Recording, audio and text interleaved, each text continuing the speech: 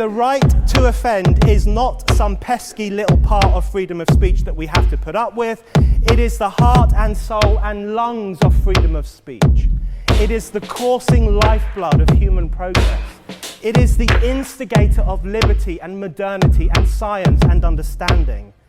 What a laughing stock today's student leaders are, that they can so casually dismiss the right to be offensive without realizing that their lovely, enlightened lives are the gift of individuals who gave offense. Offensiveness is not just something we have to begrudgingly accept. Offensiveness is the motor of human progress.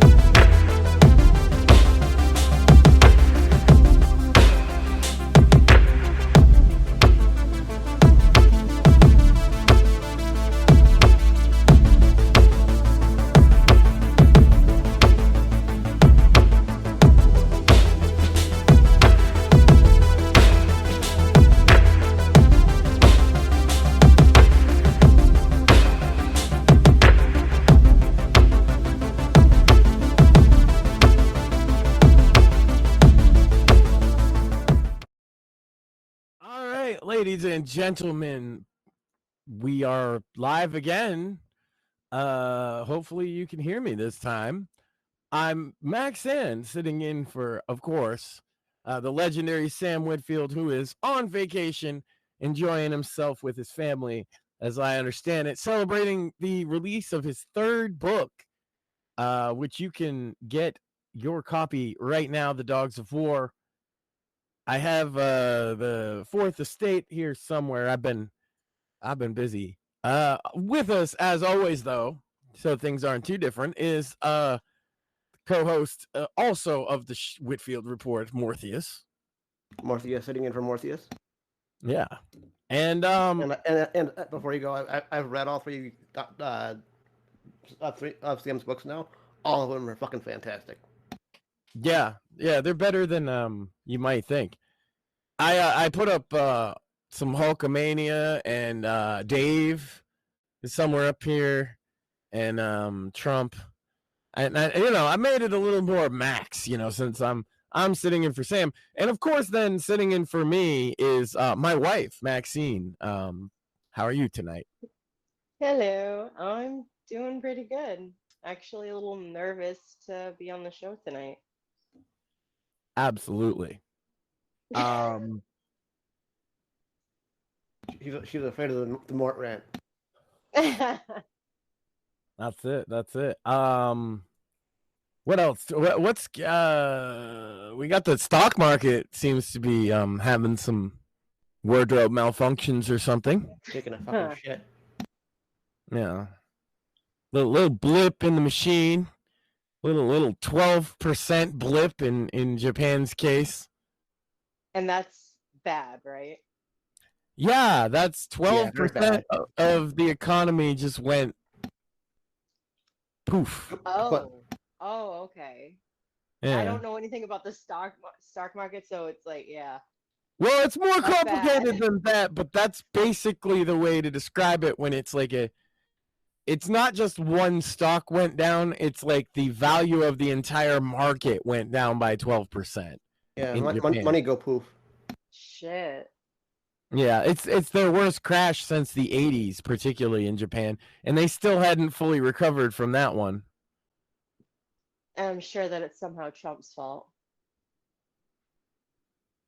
Oh, I'm sure. Actually, no, like that's not the narrative. The Democrats have told me that it's actually the best economy ever. So that's good.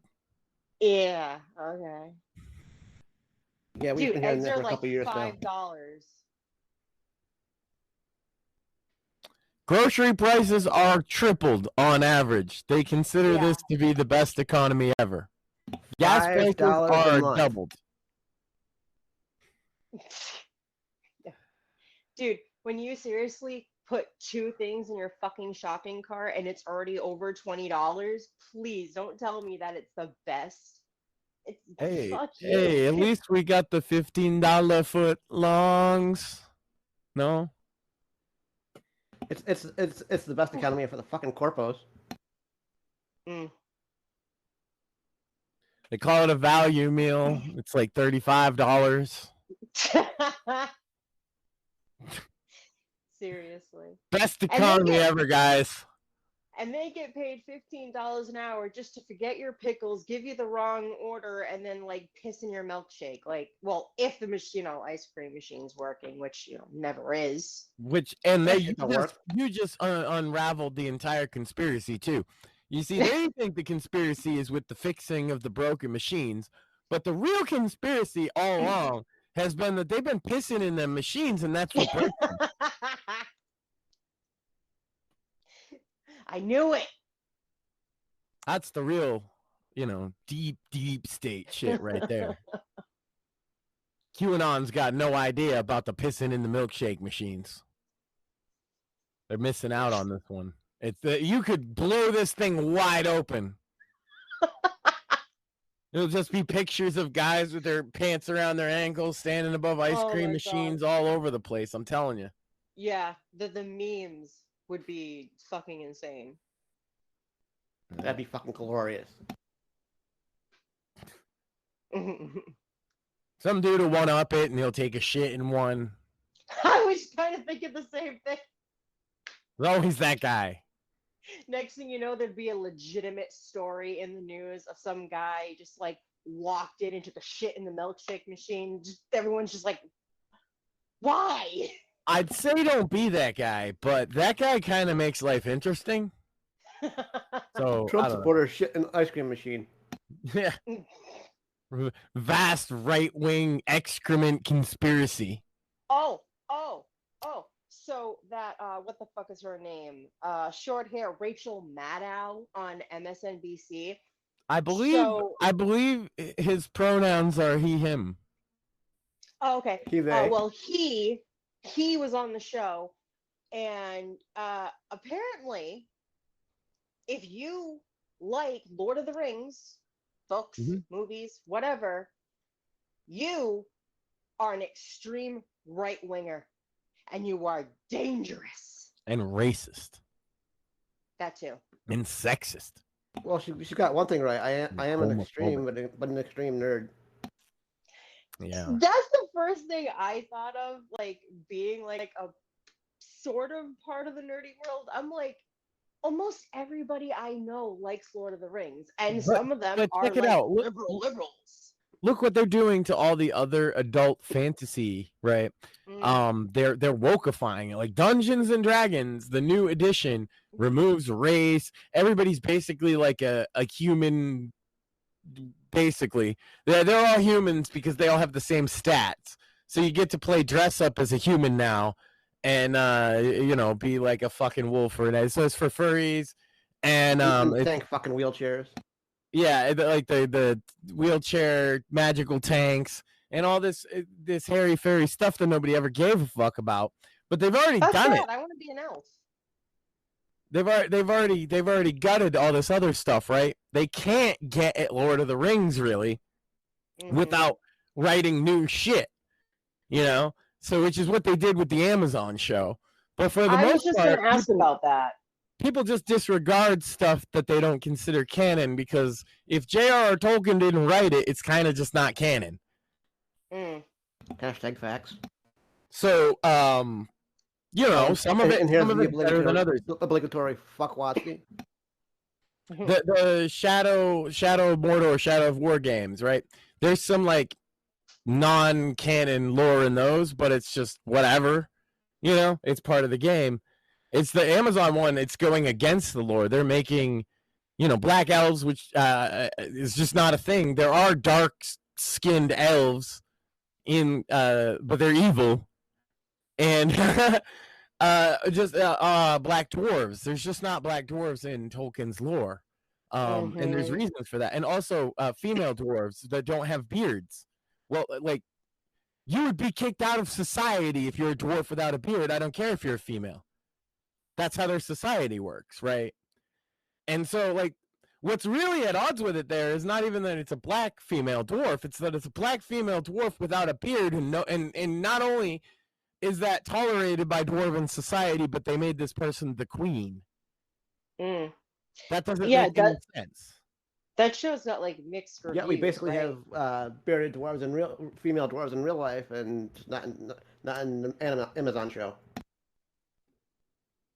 Yeah, so of course they're like they can't change the core lore. Like I said, Dungeons and Dragons. As soon as the Stranger Things fans and the Critical Role fans got their hands on the official Dungeons and Dragons, it's literally the gayest thing ever now.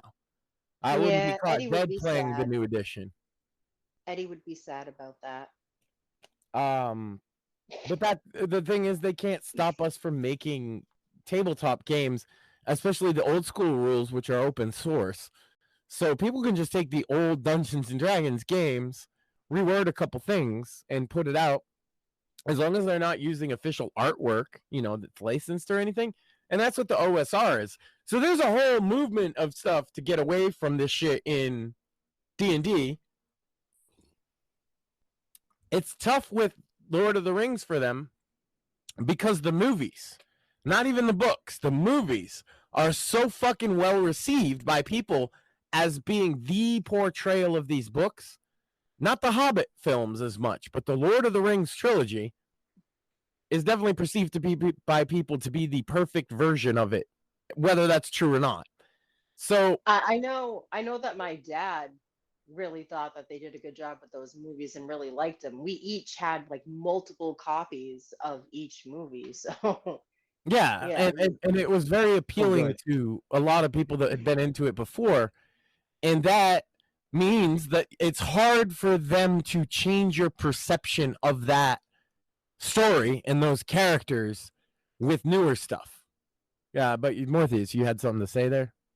I'm just saying that those movies are so freaking good, and I think the only way they would even be able to attempt to rewrite Tolkien lore is to redo that trilogy. Or disregard it entirely, right? Because that's what I mean. In people's minds, that's Frodo, that's Sam, that's... it was really, really hard to detach them from that physical portrayal, which if you're the kind of guy like me that prefers books to films, that can be kind of rough because a lot of young people, they saw the movies first. I obviously didn't. They came out when I was in high school. So I had read those books years and years before that. They were some of my favorites. And I always wondered why they didn't make The Hobbit first. And my logic on that is because The Hobbit is like a 90-minute film if you do it right. And then they made The Hobbit and they made it 3 fucking like 9-hour films. What the fuck? It's there and back again. It's not that long of a story. Dad was one of the ones that liked the Hobbit movies because we watched those together. I think I might even have all of them too, but I think I definitely like the cartoon version of the Hobbit because we had a VHS of that and I used to watch it over and a lot of people think that again. one's terrible. A lot of people like hate that version. I liked it. And it's whatever, like people have nostalgia for different things, but the point being, for almost everybody, the reference point is those 3 original Lord of the Rings films. Mm-hmm. And if you try and fuck with that too much, people will get mad. Just like, look what's happened with Star Wars. You could argue there's the people that are the first 3 Star Wars films and only those. I'm kind of in that camp. Yeah. There's people that really like the prequels. I understand why, but almost everybody that likes the prequels is significantly younger than me. So there's probably a reason for it. I tolerate the prequels. Star Wars. Oh, sorry, Mort. Sorry about that, Maxie. That's okay. I know that Penn is a big Star Wars fan, and like she likes Hayden Christensen, who's Darth Vader. Anakin Skywalker. Anakin. The fact that I couldn't remember his name, I should smack myself. But even she is like, when we talk about Star Wars, even she says, yeah, the original 3. We're not going to talk about the other ones. And I'm like, wow, and you like Anakin, and you're still like, nah, first original 3 are the best. And she just goes like, yeah, Disney fucked Star Wars up. And I'm like, you and Max will get along because he agrees. See, Chibi tried to correct me with the dark-skinned elves being drow. That's in the Forgotten Realms in Dungeons and Dragons. That is not Tolkien. I forget their name. The dark-skinned elves that live north of Mordor in because they're part of fucking Sauron's army. They're like evil elves. The drow in D&D are different. They're also evil, though. It's there's this weird thing with dark-skinned elves being evil. That is a thing. Just seems to be, and goblins being greedy. You know, that's another one. And orcs being cannon fodder. But now D&D has said that orcs are very sensitive creatures, and we should get to understand them. And it used to be that if you tried to do that. My wife actually found this out in our campaign. If you tried to do that back in the day, the orcs would try and butcher you.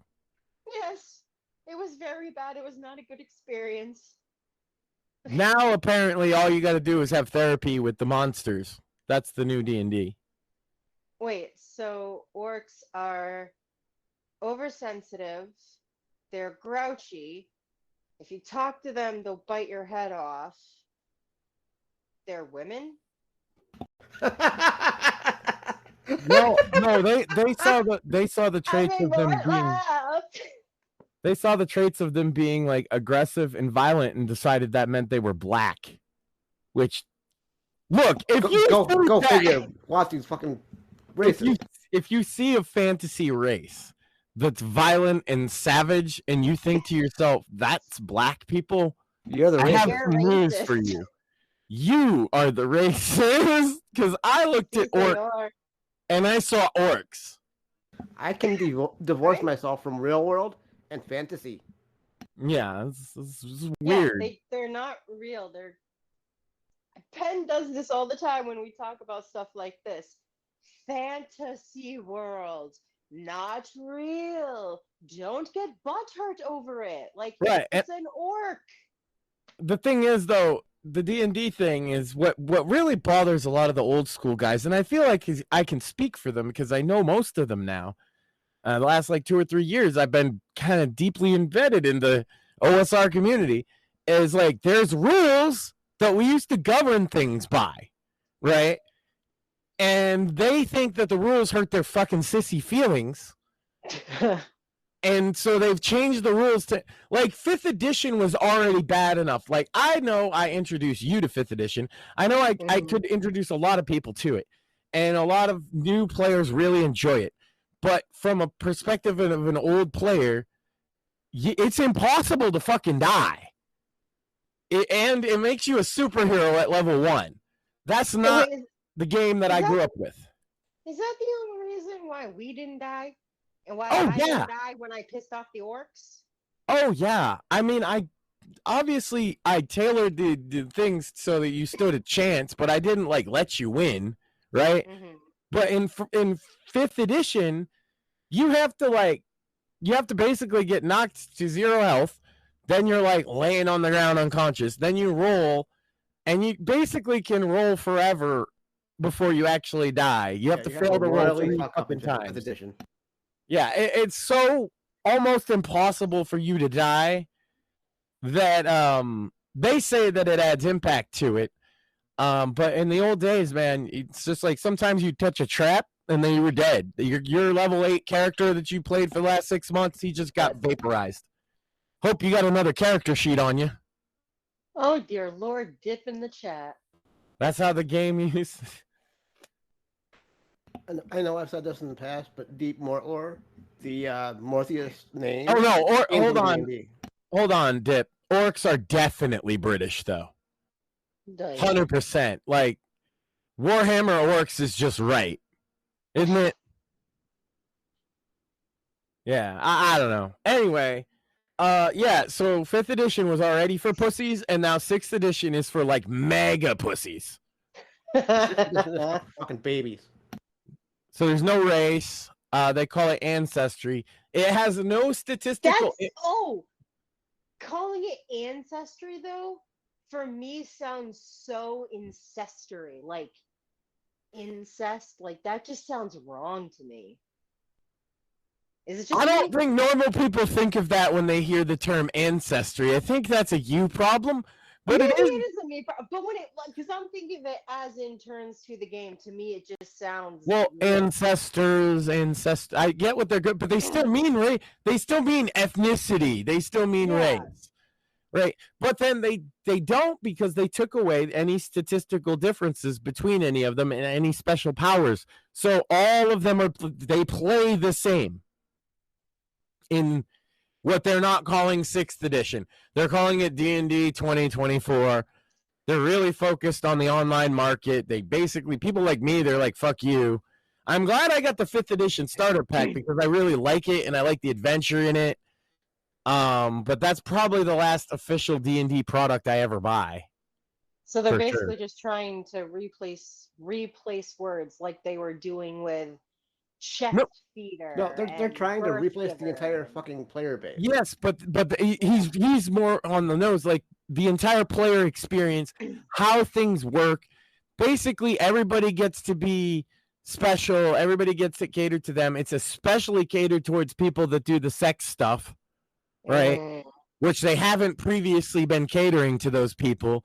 But, you know, the thing is, I've mentioned before, like the LGBT or the wokes or whatever, they push for these things to get put into stuff, right? And usually they don't actually consume the product. So, like, they went and they push it for it in, like, video games. They don't play the video games. They push for it in comic books. They don't read the comic books. They sometimes watch the films, okay? But for some reason, the one that actually sticks with those woke people was D&D, and they're not letting that shit go. They control that company from the top down. The main guy said he wants white men to quit.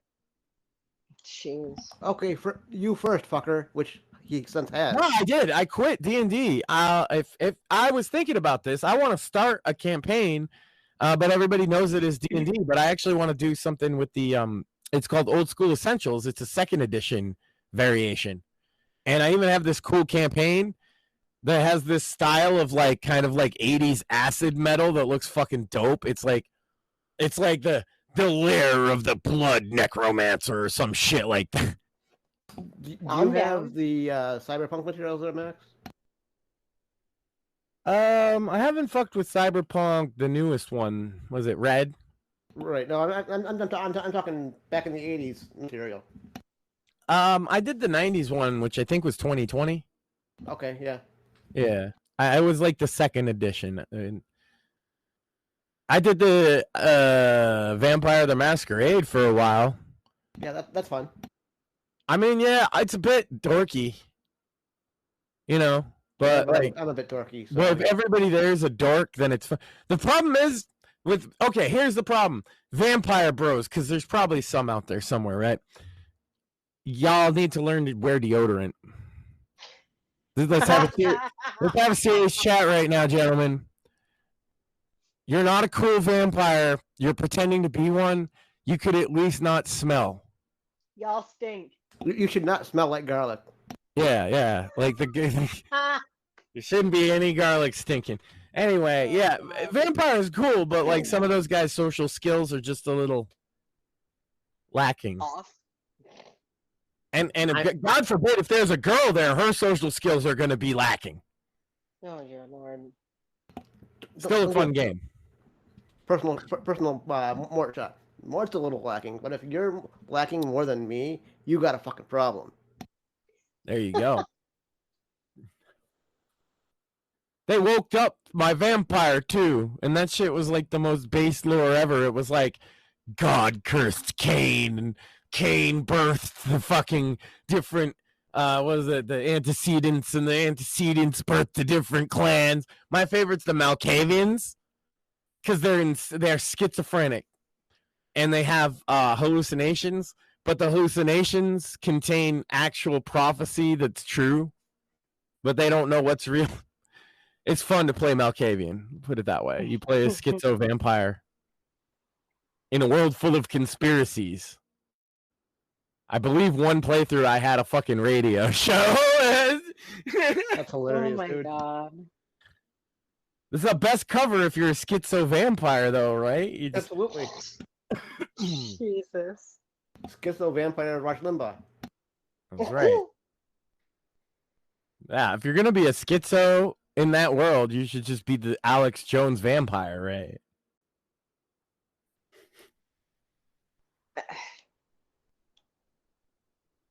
I can't Anyway, agree with you they woke that sometimes. shit. They woke it up, and now it's pretty lame. They specifically said if you're a right winger, you vote in the manual, by the way, for 5th edition Vampire. Don't play 5th edition Vampire because it says that if you voted for Trump or you considered voting for Trump, don't play our game. You're a Nazi. So go pirate 3rd edition if you want to play Vampire. 3rd edition's pretty dope. This is the thing about these tabletop games, that they can't actually take them away from us because the shit was written down decades ago. Facts. You know, the lore for Vampire, like 1st through 3rd edition, is so fucking vast. There's so many books you could never even collect them all. Guys, know that the Vampire had like all these spin-off games, right? Like Mage, where you were Definitely. It wizards. was great. Not me. Yeah. There was Mage, where you're a wizard, like in the modern day, but you can't let people know you have magic. There was Werewolf, and the werewolves are kind of like eco warriors, but they're cursed or whatever. And then there was Wraith, where you're a ghost living in like the afterlife, which is not good. And you're trying to like it's cool because there's a tether for you to like your life before you died, and you have to come back in the world and kind of protect whatever that is. It's usually an item that you cared about or something, a teddy bear, who fucking knows.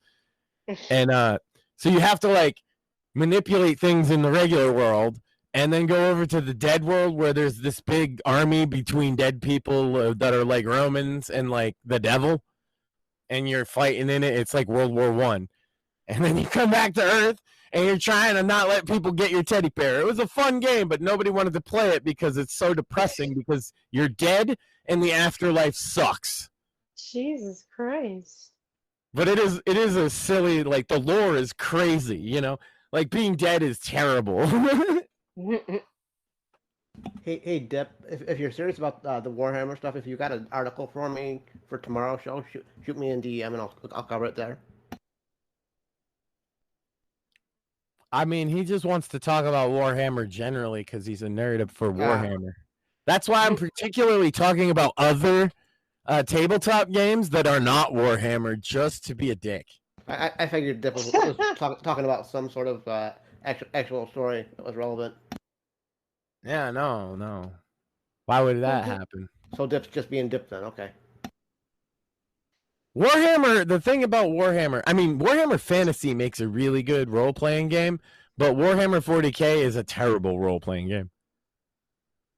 Because you're not, like, I mean, I guess you can break rules with Rogue Trader and be a bunch of different races, but that would still not go over well most places. And so realistically, everybody's going to be playing the same faction and the same type of people, and that's lame in a role-playing game. Unless you're obsessed with 40K lore and really want to act it out and jerk off on your fake power armor you made out of cardboard, then maybe that might be for you.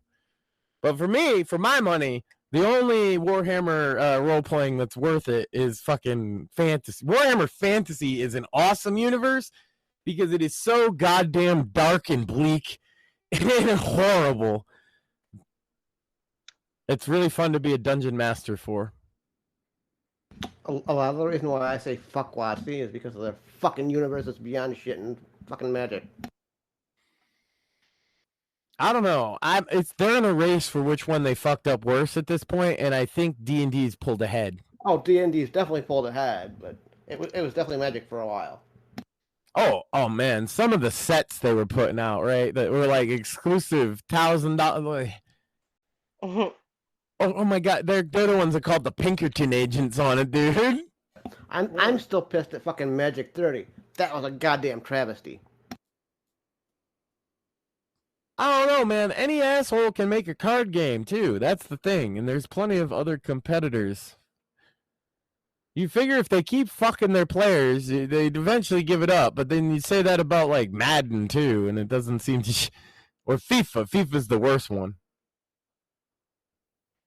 Speaking of that, I'm actually looking for a new card game to jump to because right now I'm not playing anything digital or physical. I haven't played physical card games since 8th grade. I sold all that Magic. I was like, I realized I couldn't compete without the new sets, and I was Right. like, this is a scam. And I sold all of them to my bro for like $100. The only card games I have is I have Cards Against Humanity, and then I think it's What's That Meme or something like that. Yeah, because that's the thing is on occasion we play like board games with other adults that aren't Magic or like nerdy shit.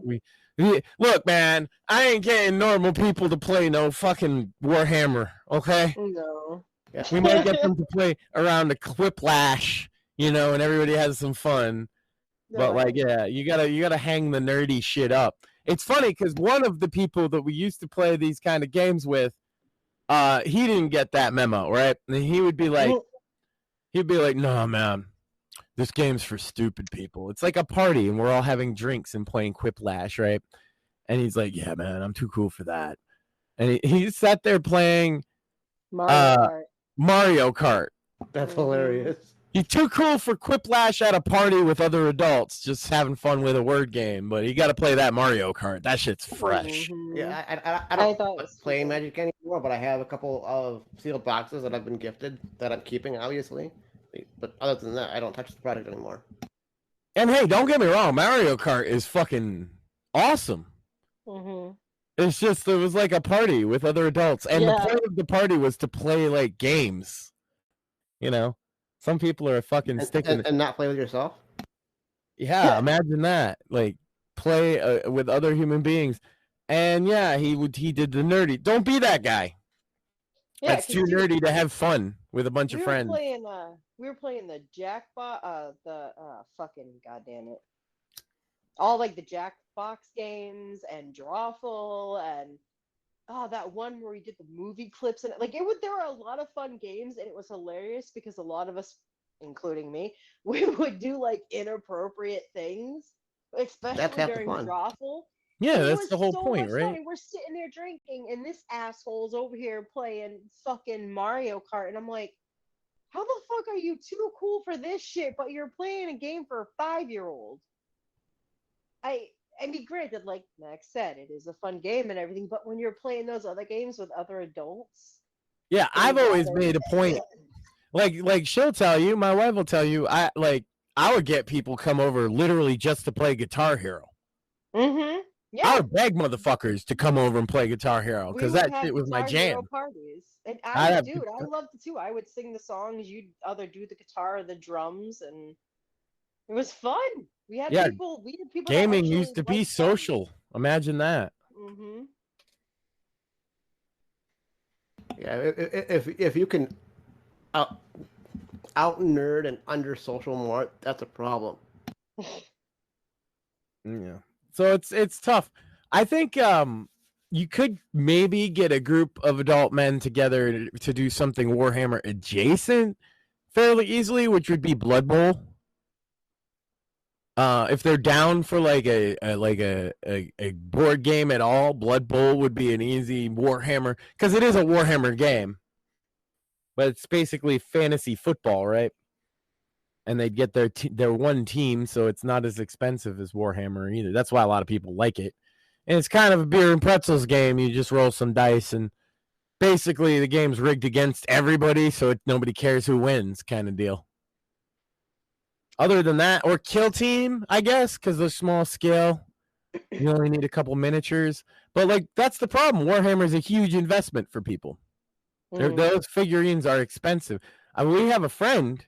My wife's friend, actually, that he paints them for other people, and that's basically what funds his whole life. I was gonna say he probably fucking makes bank off that shit. It funded his cancer. He had leukemia. And while he had leukemia, that's when he started learning to paint them. He had a lot of time, and he made so much money. That's how he paid for most of his treatment. Yeah, Sucks he that actually he had cancer, but that's awesome. He paid for it that way. He's in remission, Yeah. by the way. Yeah, he So is. He's doing good That's right now. awesome.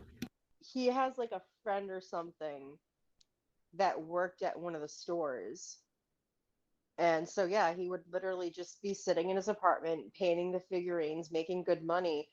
And it was good because for him, like he kind of like isolated himself because leukemia kind of kicked his ass and he wasn't really this feeling is a like meds. himself. He was in when I stayed with this guy for a short time, right?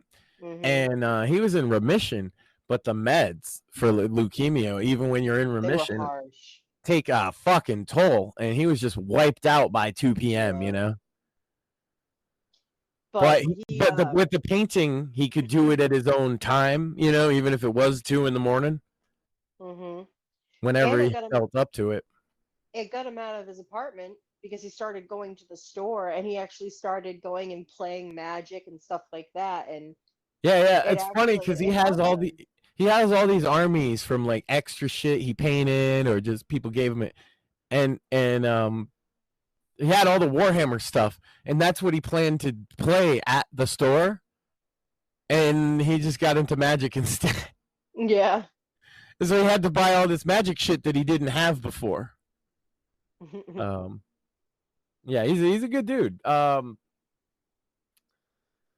It sucks though, because I'm sure he feels the same way as Mort about Magic, because even the thing about Magic today is it's not even a woke issue as much as it is as they're screwing paying customers in the ass.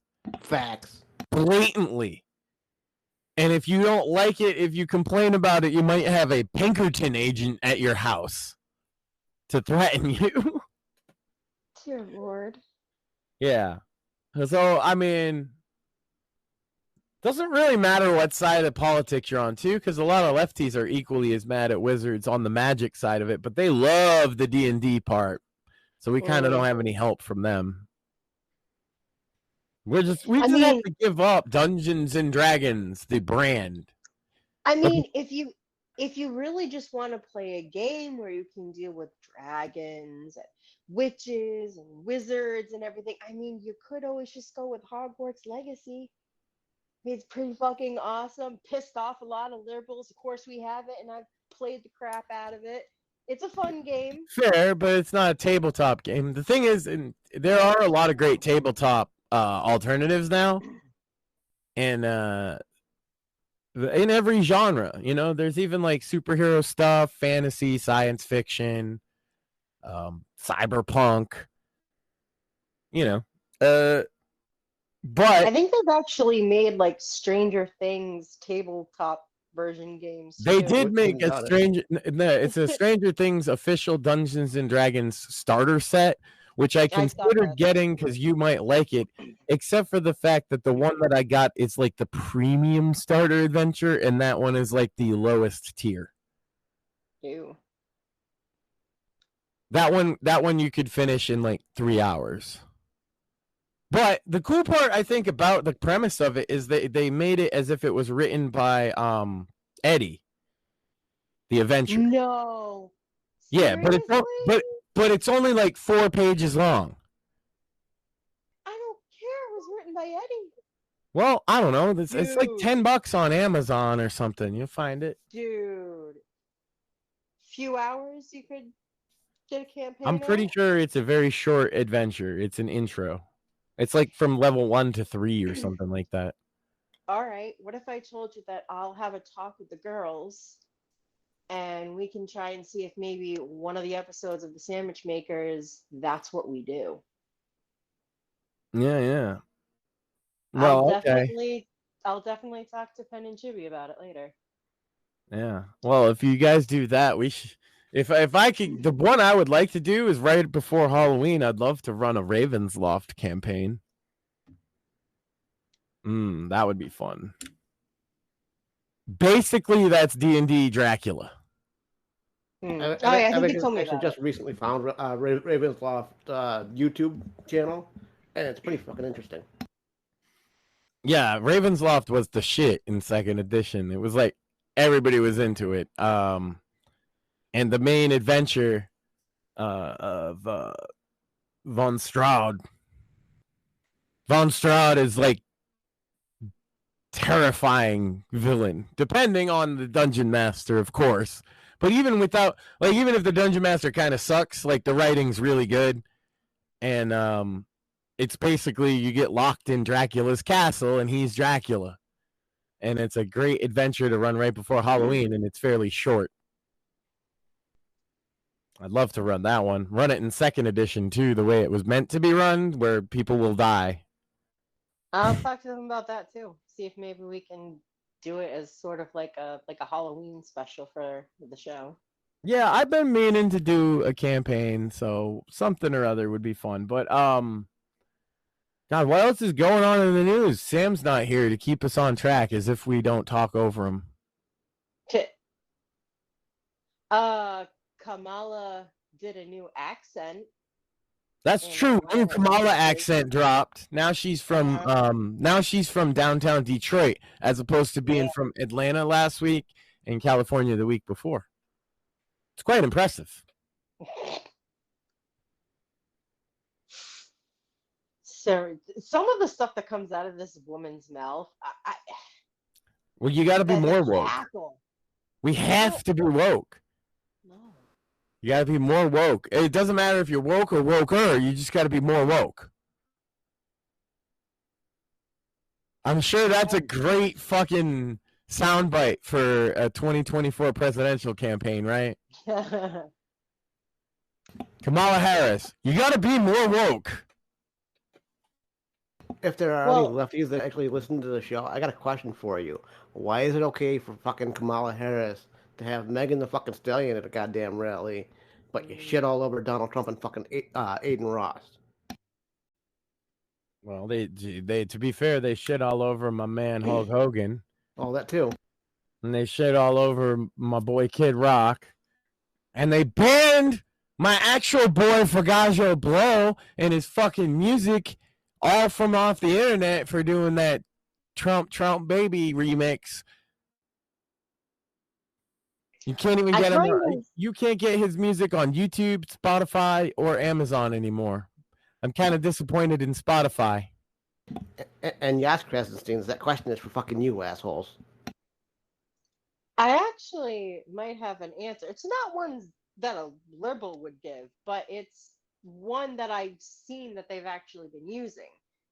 And it's okay for that because they were then able to use the footage of all the people there and twisting it all around that they were all there to see Kamala, and not a lot of them are mentioning the whole free concert for Megan, whatever. Bro, you gave people a free concert of like a top 10 and free food. They're going to show in Atlanta. They're going to show up. Yep. And now they're using that footage like they were all there for Kamala. No, they weren't. They were there for the free food and the concert, you retards. People aren't as stupid as you think. Well, here's my all see through it. It's a real simple take, right? They're trying to puff her up and say that she's winning.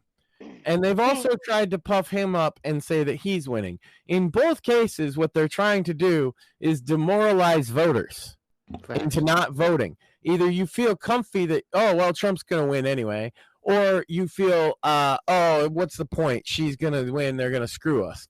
The point is, whatever they fucking tell you, get out there and vote. Yeah. Absolutely. We actually have to get out there and vote.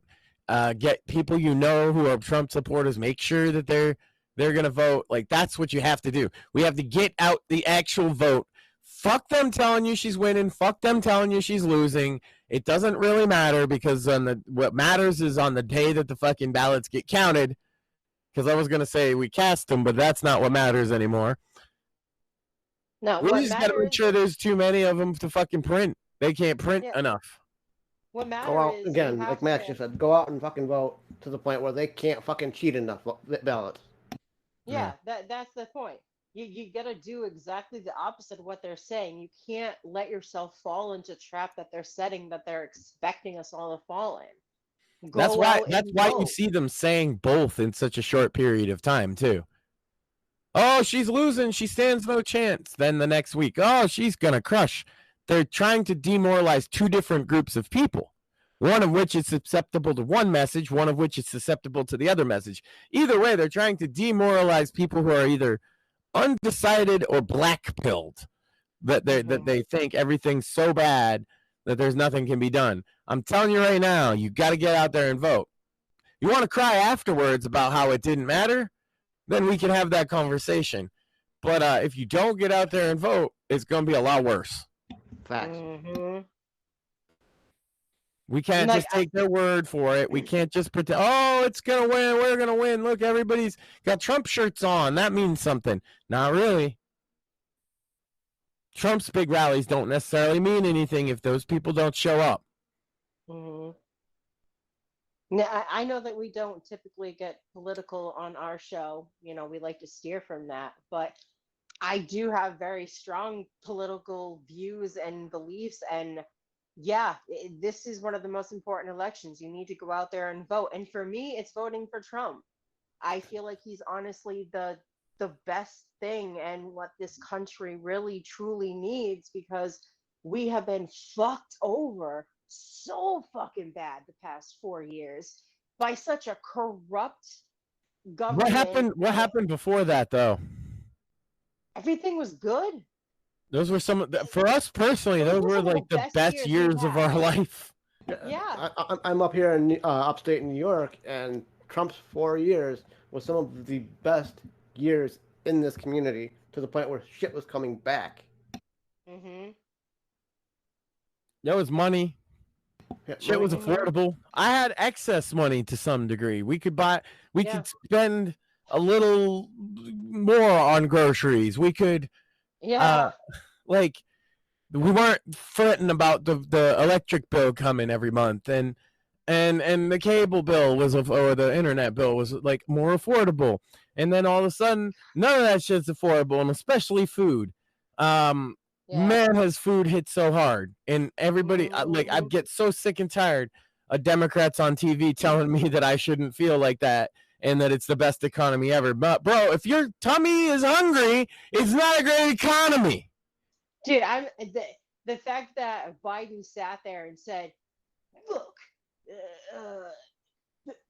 people have the money, they just don't want to spend." Fuck you, you old ass geezer. You don't gotta worry about it. You're out there talking about all the ice creams you and fucking Nancy Pelosi are, hoarding in your little freezer so you can num. Fuck you, motherfucker. Because I'm struggling to make sure that our son is fed, we're fed. Me and Max are going days sometimes without eating food, having one meal a day, because we're like, hey, food's really short this month because everything is way more fucking expensive, and jump at the drop of a hat when you're not expecting it. Like, fuck you for telling me I have the money and I'm just not willing to spend it. Yeah, we got that You're money. an asshole. We just, you know what? We like being hungry. Yeah, I love it. It's wonderful. And Kami, Kamala, how about, since you love fucking equity so fucking much, how about you and your fucking pieces of shit come down to our fucking level, lower middle class or fucking lower, you fucking, excuse my language, Maxine, but fucking cunt. There was that Mort rant for the evening. No, it's tough out here. And the thing is like, this is all middle class, like people that were under Trump middle class, all of us, are now talking like not so much, and worrying about things like food, electricity, necessities, bills, rent, fucking transportation, childcare. These are like all across the board. Those are the things that went up the most. I'm sure that stock taxes and options probably didn't, have as big of a fucking jump. And this is the thing. Democrats will promise you the moon that they're going to tax the rich, but they're actually going to tax the poor. And that's what you're seeing. That's what this inflation is. It's a tax on the poor. And now it's the poor has gone to the point where the economy is so bad, the poor is the middle class. And now we have a stock market crash that's probably going to make the upper middle class feel pretty fucking poor soon too. And if you really think that 4 more years of the same administration, whether it's Joe or Kamala at the helm of it, is going to fix this problem, then I hate you.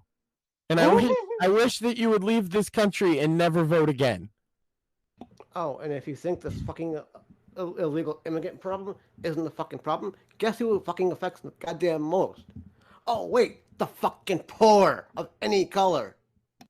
That's the thing. Like, I predicted 2 years ago for this election. I predicted 4 years ago for that election, and 4 years before that Trump would do all right with the black vote, as opposed to traditional Republican candidates.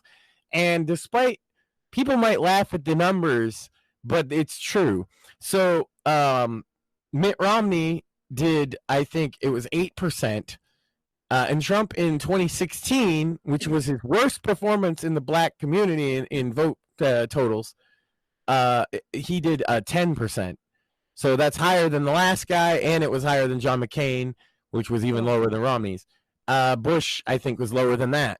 So, like, it had been a long time since a Republican had picked up double digits in the black community, and he did that in 2016. And think about the difference now in their attitudes towards him from then.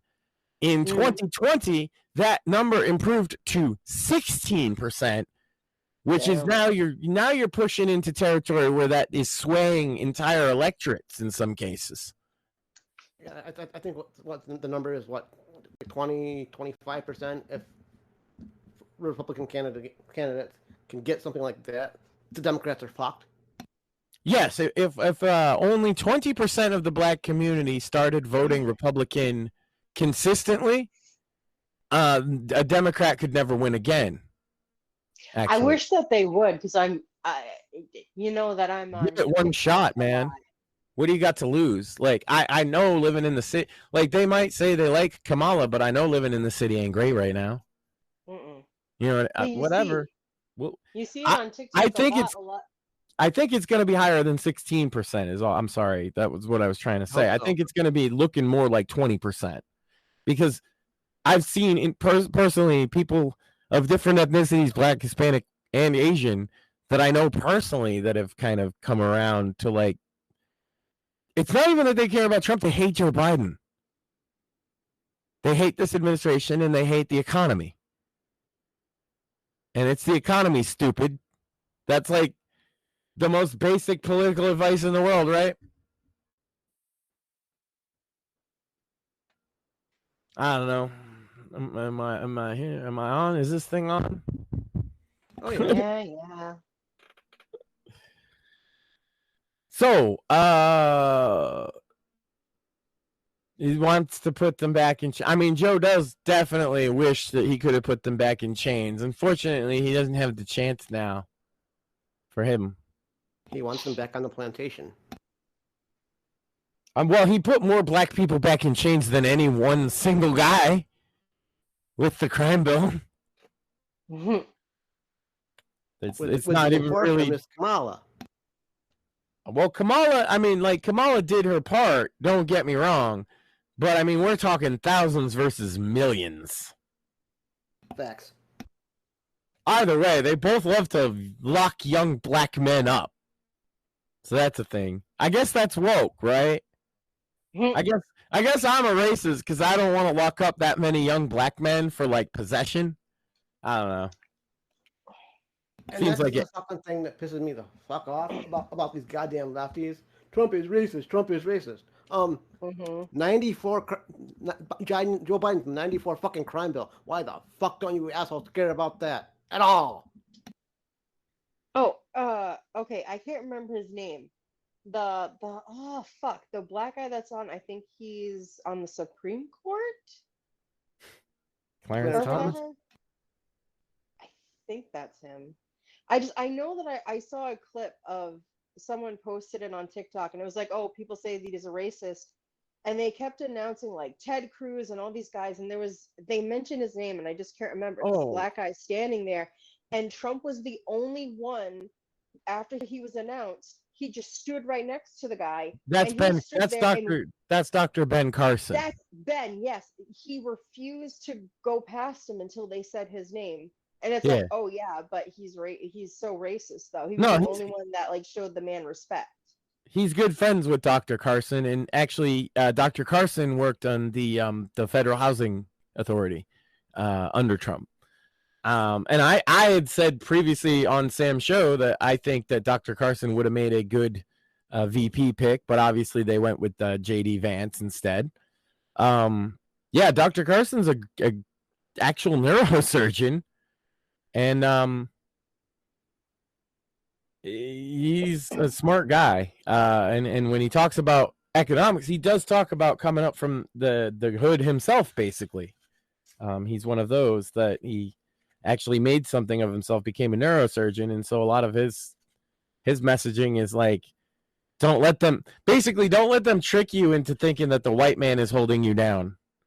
Is a lot of his message. Yeah, it's crazy. I see people pointing that example out all the time of, don't you get it? They're saying like, oh, you poor insert minority here, insert women, insert trans, insert whatever fucking thing you want. Oh, you can't do it without the white man. You can't succeed. Black people can't be successful. We need to help them. And it's like, I'm sitting there going, excuse me? Do you have any idea how fucking nasty and racist that is, that you're saying that they can't do it without you? That's so fucked up. And I am surprised that not more people question that or can see that. Yeah. It's interesting, another one that I saw recently was Judge Joe Brown. You might know him. I saw a recent clip too. That was great. Yeah, he had a TV show for a while. Former boxer, actually. Oh, really? Yeah, that's why he got the show. I used to watch it all the time, but I didn't know that. Yeah, he was well known in both. He acted a little bit too. Anyway, he's been friends with Trump for a very long time, so he had some things to say. And he said that Trump was one of the few people that would hire a young, ambitious black man in those days, and actually, treat them equally and promote them within his company. And that guy, I believe he said it got his dad an opportunity with Trump. But yeah, and Mike Tyson's been friends with Trump since the 80s, right? They booked most of their fights at Trump Plaza. You could say he's a racist, I guess. I don't think that's even an effective attack anymore. I don't think anybody fucking cares. Because I think most people who aren't the ones screaming racist are usually the ones standing next to like a black guy and a Hispanic guy looking confused, right? That's like they've run out of real racists to run off. Those guys actually just like wear Nazi flags now, so they're easy to spot. So all they're left with is normal people, and the normal people are standing there confused as to why you would call them a racist when like they have like black, Hispanic, Asian, and every other thing in their family and their friend group, and they grew up with them. That's like normal for a lot of people. It's so funny. I remember, oh my God, old woman. She was definitely racist. And I don't know, she made some kind of derogatory comment towards my mom, and it had something to do with race or something. And my mom just like flipped out, and she was just kind of like, fuck you. My nephew is mixed and I don't have any issue with it. Like, she like went off because like this is like, as in far in my family, this is like one of my most loved and favorite cousins of all time. Like, you can't fuck with this dude. Like, even full disclosure, he is our son's godfather. He calls himself an Oreo openly. He's a really good kid. And he was the best one for that position, if that tells you what I think of him. So yeah, people being nasty about him, he just lets it roll off his back. He doesn't give a shit. Oh, he's so good. He got suspended from school because there was Throwback Thursday, and he dressed up like a stereotypical slave and did a slave accent. Bro, that's fucking hilarious. Yeah, that's why he's my favorite cousin, dude. And then he refused to apologize. I was like, you know what? Yeah, He didn't even get in trouble. no, My aunt and uncle didn't even. he'd be cool with this show, like politically, Mhm. like the kid's a young libertarian type, put it that way, and he loves guns. He's a big gun Yeah. guy. He took my mom to the shooting range. I Mhm. was like, He wants what? to. She's He like, wants to be. yeah, he took me. I'm like, holy shit. He's studying to become like a gunsmith, which that's pretty cool. So yeah, I don't know. It's hard to be racist when your literal family are people of other races and shit.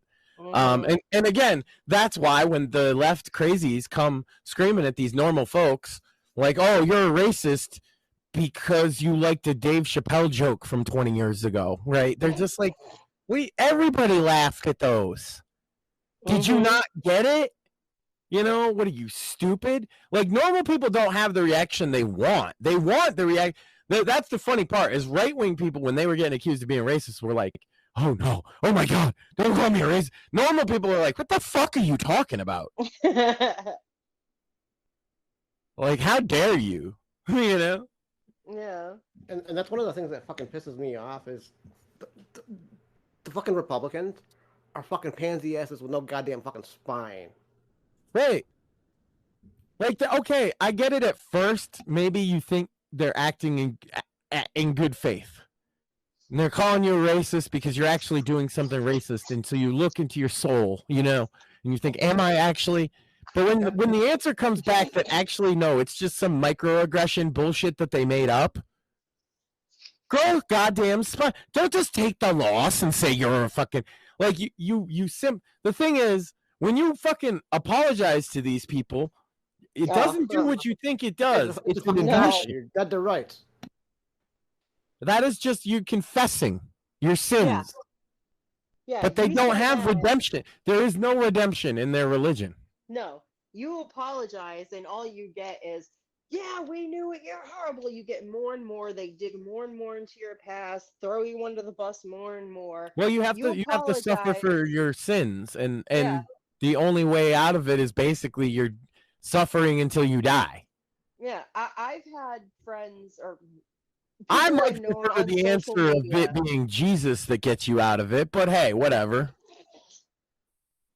I've told people that I know on social media that have obviously less scale issues of stuff, but like, oh, someone's accusing me of this or some of that, and I always say to them every single time, don't apologize. Oh, but I feel no, you didn't do anything wrong. Their feelings got hurt because you posted something that they didn't like because they're a little ass pussy. You don't apologize. You say, okay, fuck you, don't follow Change me, the don't channel. watch my shit, swipe up. There's a little button you can click that says not interested. You'll never see my face again, but comment on my shit, and guess what, bitch? You're gonna keep I seeing feel more like of me. we need to bring Don't back give a that fuck. meme though of change the channel, because it's like Yeah. everything you said to try and get that across to Zoomers just now, which I appreciate. It's not as effective, right? Because change the channel really did express a thing, and that's what I've been trying. The shadow banning on Twitter. I recently put out a statement for Right to Offend Media that we don't support shadow banning, because back in the day, if there was something on the TV, on the channel that you're watching that offended you, you just changed the fucking channel. Now they say ban the channel. Well, that's not how it fucking works. What if I wanted to watch the surgery channel? So stupid.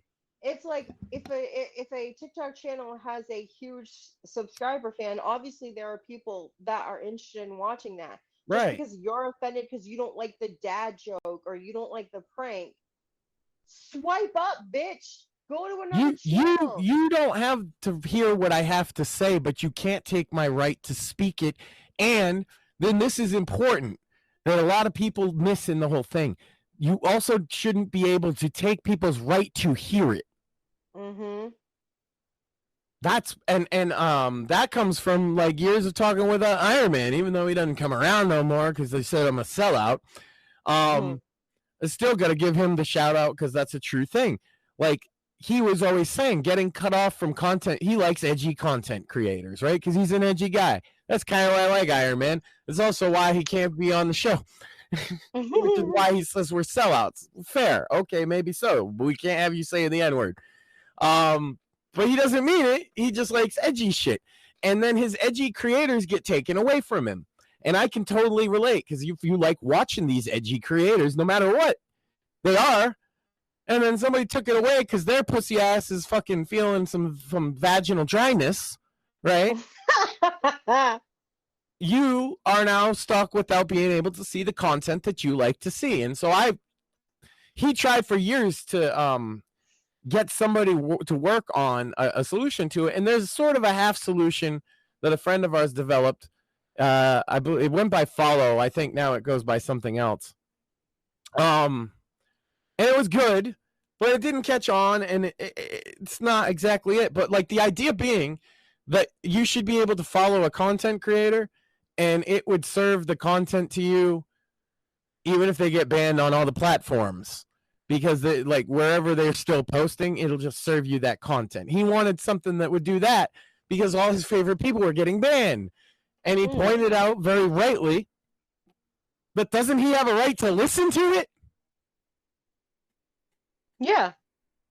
Oh, it's edgy jokes, or and YouTube's gotten so fucking anal. You guys are actually, this is a good chance to even talk about, but you guys are going to do a true crime themed podcast this week, right? Yep.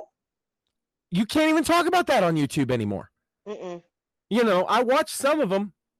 There's some that are actually brave. I'll give it up for the Casual Criminalist, actually, which is Simon Whistler, I believe.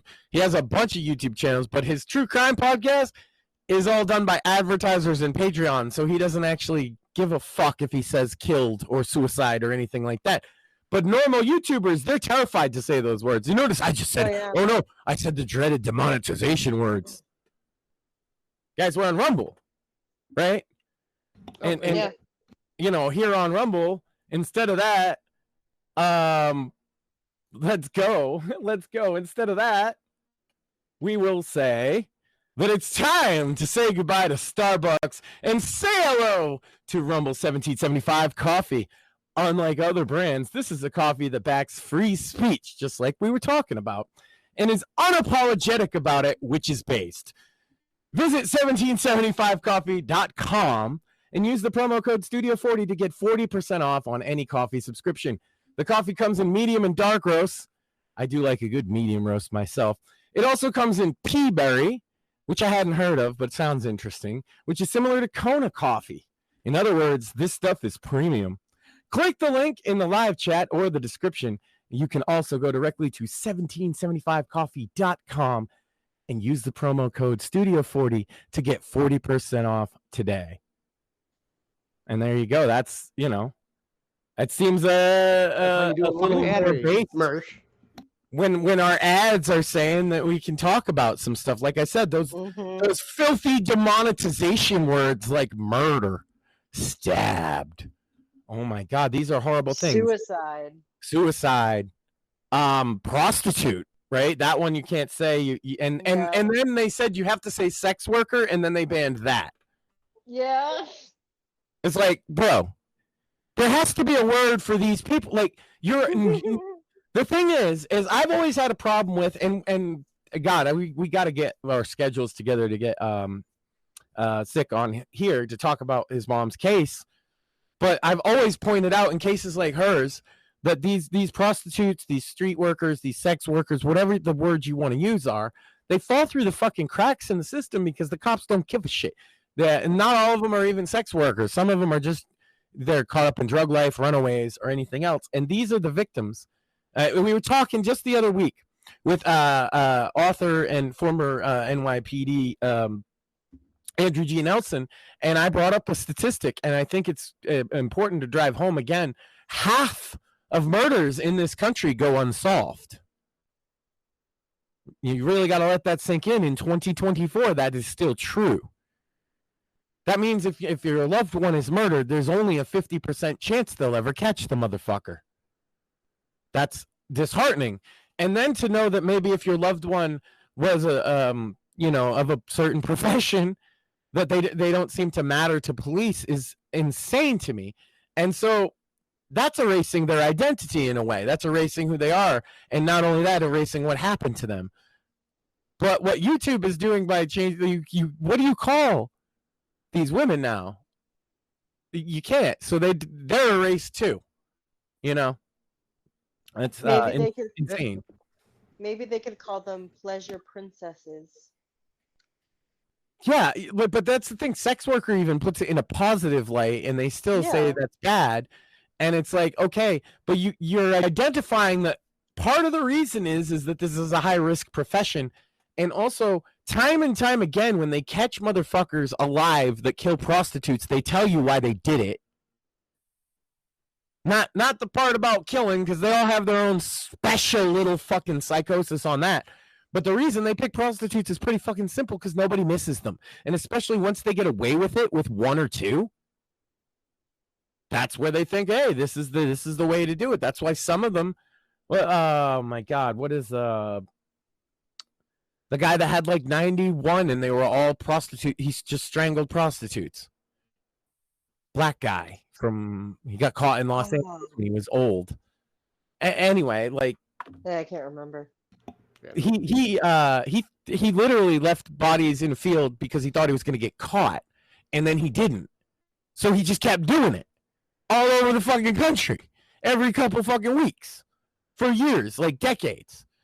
And it's because nobody gave a fuck because of what these women did for a living. And I just think maybe using a not as harsh term for them. I don't think prostitute is a harsh term, though. I think it just describes what it is.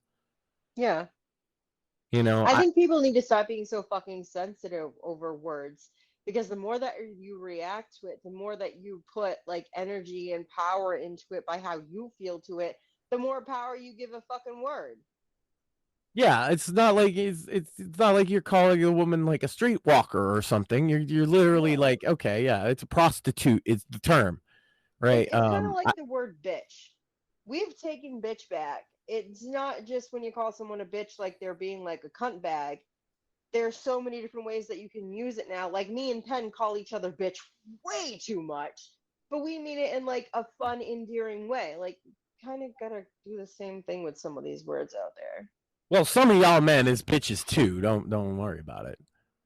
Oh yeah, we're not. And before we get too far off topic, Republicans, look at the fucking left when they sometimes legitimately fuck up and do something that they should apologize for. Do they? Fuck no. Look at the fucking cunt that fucking... Not since Al Franken, right? He got roasted for apologizing. Yeah, look at the jackass that fucking pulled the goddamn fire alarm. Number one, didn't get fucking punished really, didn't fucking apologize. And if a goddamn Republican did that, you'd be sucking the Democrats' fucking cock. I mean, at least like there's some justice that he lost his election after that. But he'll be back. He'll be back. He's got his fans. Cori Bush lost her primary, thank God. Yeah. Joe Biden allegedly showered with his granddaughter. No. And daughter. And daughter. At least he's keeping it in the family. And he sniffs lots of kids' hair. Dude. Allegedly. I've seen so many videos on TikTok of people like faking commentary over him. And just like seeing him, like the way he walks over to a little girl or to like a young woman and he's like shaking and they talk over. It's like a horror movie, man. It's like watching a lion about to pounce on a gazelle. And then he sniffs the girl and they're always so uncomfortable. Well, hold on. Like... Do I have to say allegedly to the hair sniffing? Because no, it's on fucking recording. It's on recording, but like you could still have it be allegedly. Like, has he ever said he's not sniffing them? No. He's never denied sniffing these kids' hair, not once. No, he hasn't. Okay, then Joe Biden is a pedophilic-ish child hair sniffer. He went not allegedly. All right. Also, fuck Joe Biden. We're taking America back, bitch. And Max, two of the three of us have said the dreaded C word. I think it's your turn. What? Huh? The dreaded C word that Maxine normally punishes you for. I get punished for lots of things. You didn't have to be more specific. See you next Tuesday. Oh, cunt! Yeah, I Yes, just 3 said for it 3. like twice. Is that like a bingo? Yes. It's more like when you get Because the first slot I machine said it, lines then you up said and it, it's like Maxine, cunt, I cunt, had to cunt, get cunt. Max to say it. Oh, Cunt's actually one of my favorite words to use. what else is going on out there in the world today? Where's Apex at? I see him in chat. I was just gonna ask you that. He usually Yeah. joins late. I'm saving my. I'm gonna end it with a fucking like a high energy Hulk Hogan rant. Oh, I have some good news I can share. Oh yeah. Yeah, so Tuesday I got the pick line taken out. So That's cool. fucking happy for that. Oh, that Those things are a bitch. fucking bitch. They are.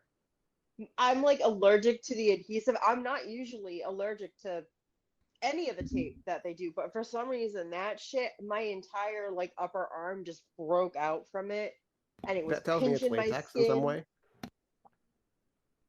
Say that again? That tells me it's latex in some way. Only reason why I'm saying that is Oh. because the nature of my medical issues. I'm in a high Mhm. risk for latex exposure, and that's usually what it is in the medical field. Same, bro.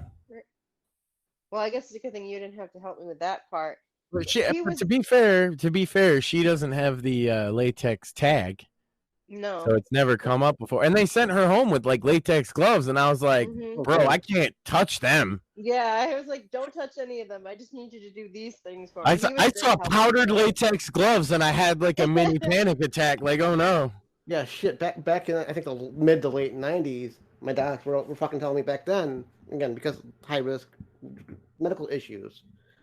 Don't fuck with anything latex. So you've never been tested for the actual allergy, but because I'm in such a high risk group for it, they told me just to fucking avoid that shit. Mm. Yeah, I have had exposure problems. I mean, so they know. They know for me. Yeah. They tag me the fuck out with latex like Mhm. crazy if I go to the hospital.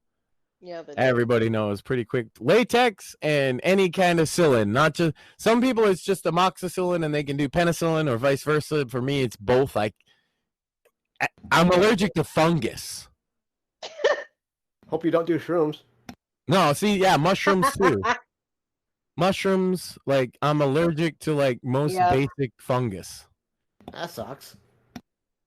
Yeah. We just made sure he didn't use them when he was helping me because he was good. He helped me with the flushes and actually hooking up the antibiotics. But yeah, I got it out Tuesday. So happy. And then today I went to the podiatrist again and I got all the stitches taken out. And I'm very excited about that. I still have to wear the stupid boot for another 2 weeks, and I can't put full pressure on my foot yet. But I don't have to use a stupid walker when I'm at home anymore. So I'm very Congrats. excited about that. Thank you. And I'm sure Max is happy about that Which too. means because I don't have to walk up and down the stairs every time she needs to, which is good. Yeah. I appreciate you doing it for me though.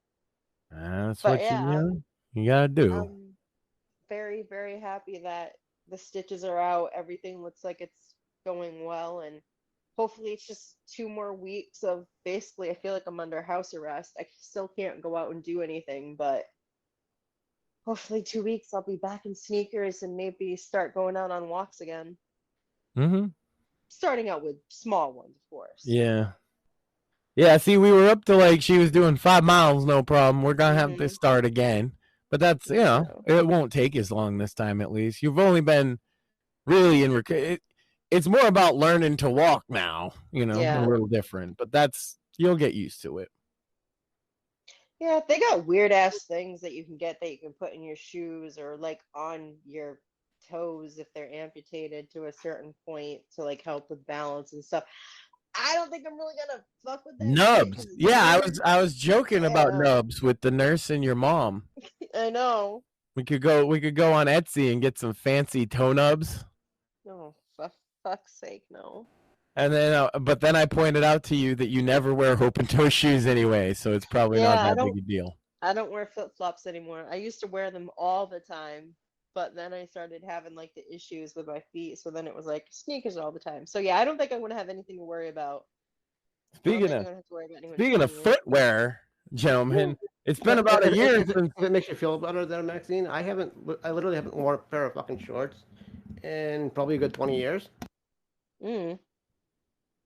This is what walking a few hundred miles in a 2-week period will do for your shoes. You see that hole? Oh God. That goes all the way through to my foot. Yeah, I felt so And bad this when you one, showed me. this one's pretty close to the same. I got new ones coming tomorrow. Hopefully they're the right size because the last ones they sent me a 10.5. I said I ordered a 14. The difference between they gave me the most common men's size when I asked for the rarest one. Motherfuckers. I swear to you, 10.5 men can kiss my ass. The disappointment on his face. I ordered The 14. anger My at his- size is 15. These ones are supposed to be 15, though. Fingers crossed. It's just hard to find 15. It's hard to find Yeah. 14. My cousin we were talking about earlier is going through the same shit with you that Oh, you just man. see. I didn't even realize. Look at all these rocks are stuck up in there. Oh, jeez. This is the hundreds and hundreds of just pounding the fucking pavement, man. Babe, I feel so much worse now. Fucking wore them bitches out. That's not the first pair of shoes I've shown how worn out they are on this show. Mm.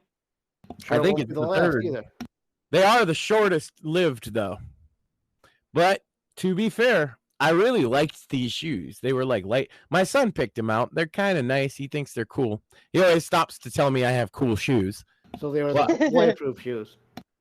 But yeah, they're lightweight, and I kind of like it. I kind of dig the lightweight feel of them. So I did get more lightweight ones. They're not quite the same. But I guess lightweight then equals, big old fucking. I've stepped on so many rocks right on it. Right at the ball of my foot. Like, fuck you, nature. I hate you.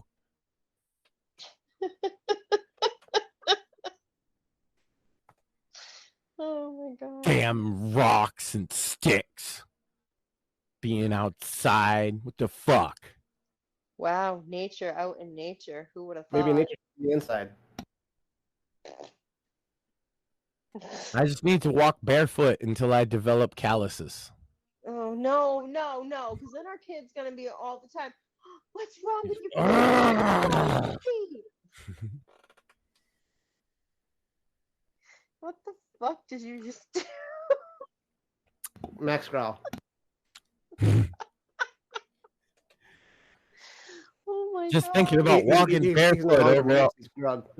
Just the thought of walking all over those, and then I kind of pictured it being Legos, and it was just like, Oh my God, I stepped on one of those little tiny, like single fucking square ones the other day with my good foot while I was using the walker, trying not to put pressure. Oh my, I thought I had stepped on something so fucking horrific, and then I picked my foot up and pull it off, and I'm like, a fucking Lego?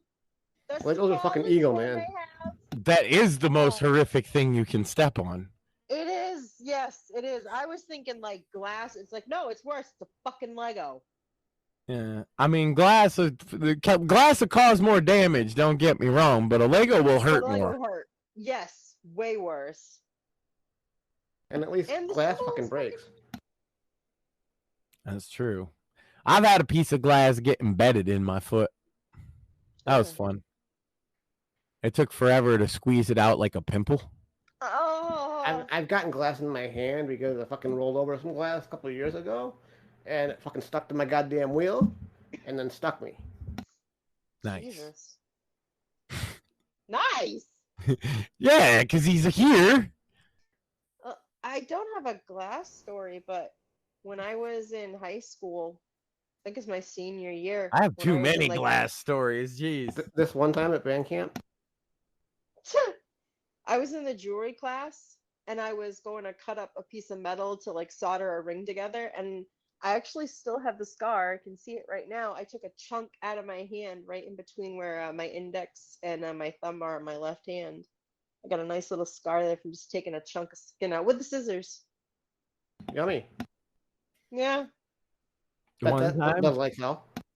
One time in art class, you remember them things you'd have that they would be like the it's like a big paper chopper. Yes. Oh yeah. Yeah. And I put a kid in there and I killed him. No, you didn't. No, I didn't. And then he hid the body. Yeah, I hid the body, and the teachers never asked a question. I'm sorry, James. Where did the little Billy go? Oy vey. I'm pretty sure the statute of limitations is up. I'm pretty sure the statute of limitations for murder doesn't end. Damn, foiled again. I'm just sitting here going like, And that's why I'm a good guest for Saturday. I already know exactly what I'm talking about. I just That's gotta do a why. little bit of That's revision. why I'm a terrible criminal. You'd be on one of those fucking worst criminal shows. World's dumbest criminal. No, because I just tell them like I don't know, like because I if they got you, they fucking got. Like cops are incompetent as fuck a lot of the time for sure. But when they got you in the interrogation room, I just don't even see a point. If you're actually a kid, you might as well be like, look, that bitch drove me crazy, okay? I just couldn't take it anymore. I'm They just might- thinking like, if you had to listen to her talk about those fucking squishmallows one more time. Because like so many chicks are fucking obsessed with those goddamn pillows. Or you know, I think Squishmallows are worse than what's that fucking guy? Beanie Babies. Oh god, don't even get me started on Beanie Babies. Is it Malden or Maudslin? Me and her were watching the thing on the guy the other day. So he's like a gay prostitute, okay? A sex worker. Sorry. And this dude picks him up, right? And the dude's like having a hard time, getting it up. And dude, the sex worker guy is just like, okay, this is weird. And dude's like, oh, don't worry, I got a way to fix this. He pulls out a book. The book is all full of fucking pictures. He calls them his boys. The dude looks at the pictures. It's little boys, and they're naked and in awful positions and such. That's and disgusting. so he just, while the guy's still holding the book of pictures, beat the guy to death and then went to the kitchen and grabbed a knife and stabbed him in the head. Then, with the knife still in his hand and blood all over him and no shirt on, he walked a couple blocks to the police station, put the knife down, and said, I just killed a pedophile. Oh, yeah. If I ever kill somebody, I would like it to be a story like that. Because, yeah, that's cold-blooded fucking murder, don't get me wrong. But at least there's something there that you could be like, you know what? But people are gonna have your back for that. And when the cops got there, they found the guy with all the pictures all over him. Right? And they knew that this was obvious, like he wasn't lying, he just killed the pedophile. And then in jail he killed a bunch more pedophiles too. He kept telling them he would. And then they'd put him in doing God's work. Yeah. Well, no, he just hated them. Like he was just a regular serial killer in every other way. It's just that his targets were just pedophiles, which is like makes it feel better, but he was still a bad dude. Yeah. He tortured them awfully. And could happen to nicer people, don't get me wrong, but Here's my small violin. yeah. Keep him locked up though. That's all. Absolutely. And maybe keep him away from those people if you don't want it to keep happening. He kept telling you. Yeah. They did though. Yeah, They built a cage in the basement out of like plexiglass, and that's what they based Hannibal Lecter's cell in the movie on. I was just gonna say, just like Silence of the Lambs. Yeah. Yeah, it's because he kept killing pedophiles, or child murderers, I guess. Because there was some arguments over whether 2 of them were pedophiles or not, but they definitely killed children. Mm. Yeah. He said, if you keep housing me around them, eventually I'm going to start killing them. And then one night he just killed 2 of them. and then they brought him back to General, and then he killed another one. Yeah. I guess if you get, but every time he'd go to the guards and be like, yo, I just killed a pedophile. Mm-hmm. And they'd be like, all right, well. And this fellow inmate probably fucking cheered his ass. Yeah, what are you gonna do? And then they obviously, the other inmates know he's not a pedophile, so they probably don't fuck with him because he's a crazy killer who kills pedophiles. I mean, it'd probably be fine for him in jail if he wouldn't kill them. That's the problem, is he can't stop killing. Everybody else was cool with him in jail, except the pedophiles. I would imagine that they were shitting their pants every moment he was in general population at some point. Maybe that's the solution. Just keep one of him in every prison. I'd be fine with that. Does seem to solve the problem for you a little bit. And then move him from block to block to block to block. I'm not saying it's ethical or moral, but Yeah, Dip said in chat, he's right. It's still a serial killer, right? He's still a psycho. Yeah, He's still not a good dude. State sanctioned murder to move block to block. It's just to block. sometimes bad people kill bad people. Mm-hmm.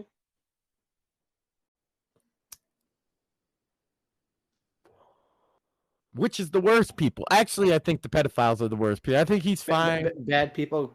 Hunger Games. Maybe even let him out. Maybe even let him just, maybe even give him some money and a house and a job killing pedophiles. Give him a bounty for each one. That might be fun. But, okay. So the economy sucks. Kamala's campaign sucks. She literally has no policies on her fucking website. Oh, yeah, that's true. Yeah. Kamala.com. What are we going to do? Well, we're a brat. She's brat.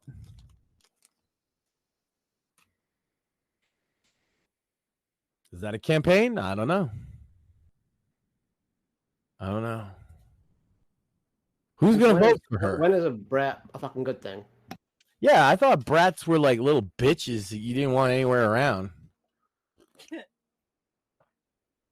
It's the fucking bullshit where they're fucking trying to redefine fucking words again.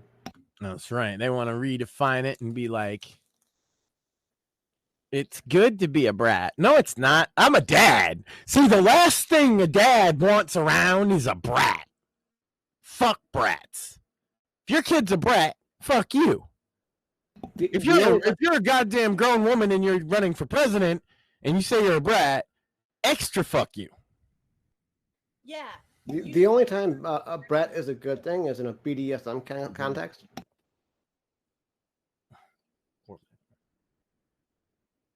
I said the only time you want to be a brat is in the bedroom. Did that come through? Yep. Okay. Because I don't want to repeat that. Again, what I just said, brat in BDSM context. Yeah. Okay. Well, did we want a BDSM wine aunt cat lady president? No. Fuck no. Okay. Good. Because I was about to say I don't want to live in this world anymore. Oh. No. It'll all get paid. She'll just fix all the problems that she caused. Especially the border. Cap. Never in charge of that, remember? Yeah, well, she's never been in charge of anything. Come on, all the sucking borders dick. are. She was in charge of Willie Mack's fucking cock. That's about it. And Montel Williams. Probably in charge of fucking Joe Biden's Depends. No, that's Joe Biden. Nah. Nah. They got someone for that. Kamala is definitely the help to Jill Biden, bro. Think about that for 1 second. That's why they hired that bitch. She is the help. Hashtag DEI hire. Yeah. Which is what the modern way of saying the help. She the help because she colored, right? So she's probably changing the diapers. Because that's how them old Democrats look at people, right? And they see it as like, oh yeah, we let this colored skinned person be our housekeeper. Aren't we so very diverse? They pay them in dog shit. We let the illegals in so they can fucking pick the fucking fields.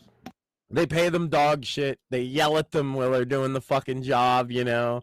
They're the worst bosses to have. And usually they make fucking racist jokes behind their back too. At least a lot of them tell me that. And that's your upper class white Democrat from the Northeast right there in a nutshell. They're like all secretly racist, which is the funniest kind of racist. Yeah. Because they tell everybody else they're racist, and they would never let a black person in their home. Never. If you suggested that, they would freak out. And they wouldn't know what to do because they wouldn't want to say no because that would be racist, but they don't want a black person in their house. You know how I know? Because I've done that experiment. They freak the fuck out. They have no idea how to handle it. Because it's like, do I allow the black person in my house that I clearly don't want because I think they're going to steal shit? But that makes me racist, so I shouldn't fucking do that. We actually have a neighbor like that. For real. Actually, I think there's two. I was talking about before. There's, you know, the one with the I call it the pedo pride flag. Yeah. And then on the other side, there's the one with the Trump sign. Yep. And the QAnon stuff. In between them is where the house got renovated, right? Yeah. And the new people moved in, and I thought that was an interesting situation because they have a far left on the left and a far right on the right. And I was like, what? Will I ever figure out how they feel about that? And it didn't take long because on the back of their car now is a bumper sticker that says 45 and 47. That's hilarious. Huh. So I'm like, oh, looks like pedo flag people are just shit out of luck, bro, because they're outnumbered by Trump support. And this is liberal Massachusetts. How about you, Maura? How's New York? You been out at all? You seen any Trump signs? Kamala signs? I just had a family lunch shot this past Monday, a couple days ago. Nice. And upstate New York is very, very much Trump country. I believe that. And I think I've said this on the show before, but if it wasn't for fucking goddamn New York City, New York would fucking go red. Yeah, but would you say that traditionally upstate New York isn't, because upstate New York, I would say, is more center left than. No. They've gone right wing. I'm just judging by previous elections, right? No, if there's center at all, it's more center right than anything. I mean, it's the smallest. I say center left because they went upstate New York went for Obama as well, went for Bill Clinton, but also went for Reagan and Bush. Right. It's kind of a hard, like it's like here, like I honestly think Obama was a goddamn anomaly. Yeah, there's a bunch of factors for that, but I would say a lot of like upstate Northeast now, these places that. People would be traditionally center. We can argue about center left or center right, but they're traditionally center, right? And maybe even flip flop from one to the other between elections. And since Trump, it's not been like that. Yeah, no, we're full on dark red, except for again New York City, maybe Albany goes back and forth, but Buffalo. And I think Rochester. Have you seen any, and I'll count Biden, right? Have you seen any Democrat signs, Biden or Harris, at all? In my immediate area, I think I've seen one Biden Let's sign. say the last 6 months. Yeah. One Biden sign. One Biden sign. I think I've seen one Harris sign. And I'm pretty sure that was put up just a virtue signal because it's only been a couple weeks, right? That's Where did they hilarious. even get a Harris sign from? So apparently they are starting a Let's Go Brenda thing with Kamala, because on my Maxine TikTok, I've been posting videos, and I've had this one specific person who keeps posting Let's Go Brenda. So I guess it's a thing. Yeah. I don't know. I think the best thing with Kamala would be clips of her laughing at horrific things. I honestly think that's the best attack you can make on her, is just take a video, put some dramatic music on it, and it just be clips of like when they mention dead babies or drone strikes or terrorist attacks, or like, because she cackles at all that shit. And if you just mixed it all together, her laughing at tragedy, and then it was like, at the end of it would be like, paid for by Donald Trump for president. I'm so Or the goddamn equity bullshit. Yeah. Well, you got to target your ad. So just one of her cackling at tragedy, I think, would really hit home with normies. I'm seriously tempted to do that. Because she's laughed at some really foul shit people have said. Yeah. And they say that that's her nervous reaction when she's like uncomfortable. And I might even be able to get that. But bro, some of the shit she's laughing at ain't funny. She had a different explanation for that. She said that the reason why she laughs like that is because she was raised around strong women that had strong laughs, and it was always hearty laughs. And I'm like, if that's what the women in your family did, holy fucking shit, you have the scariest family. Because if I could imagine like 5 people laughing like her, Jesus Christ, horror movie. Kids are dead. Ha ha ha ha. She's a witch, bro. She's from Hanson. She's literally the Wicked Witch of the West, man. It's like, why do people think they want to elect the Wicked Witch of the West as president? Whose idea was this? Oh, right. They tried this already. Yeah.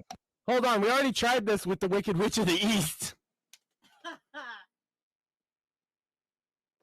Quite literally, right? Because Hillary was a New York senator. Yep. Never mind. And she's California. Anyway. We gotta drop a house on her, guys. Or water. Oh, yeah. No water. Oh, my God. The Secret Service would freak out if you tried to throw water at her. You get arrested. You get beat up for that. You might get shot. Yeah, that's true. No, but if a house does fall on her coincidentally, then you know. Would we bring that person on the show? If her name's Dorothy, we're doing it. And I will definitely try and find her a way home. Oh my God. So anyway, now that we've dropped houses on Kamala, I just can't get over, like, she is the spitting image of a wicked witch. Yeah, She don't have any kids? I don't think so.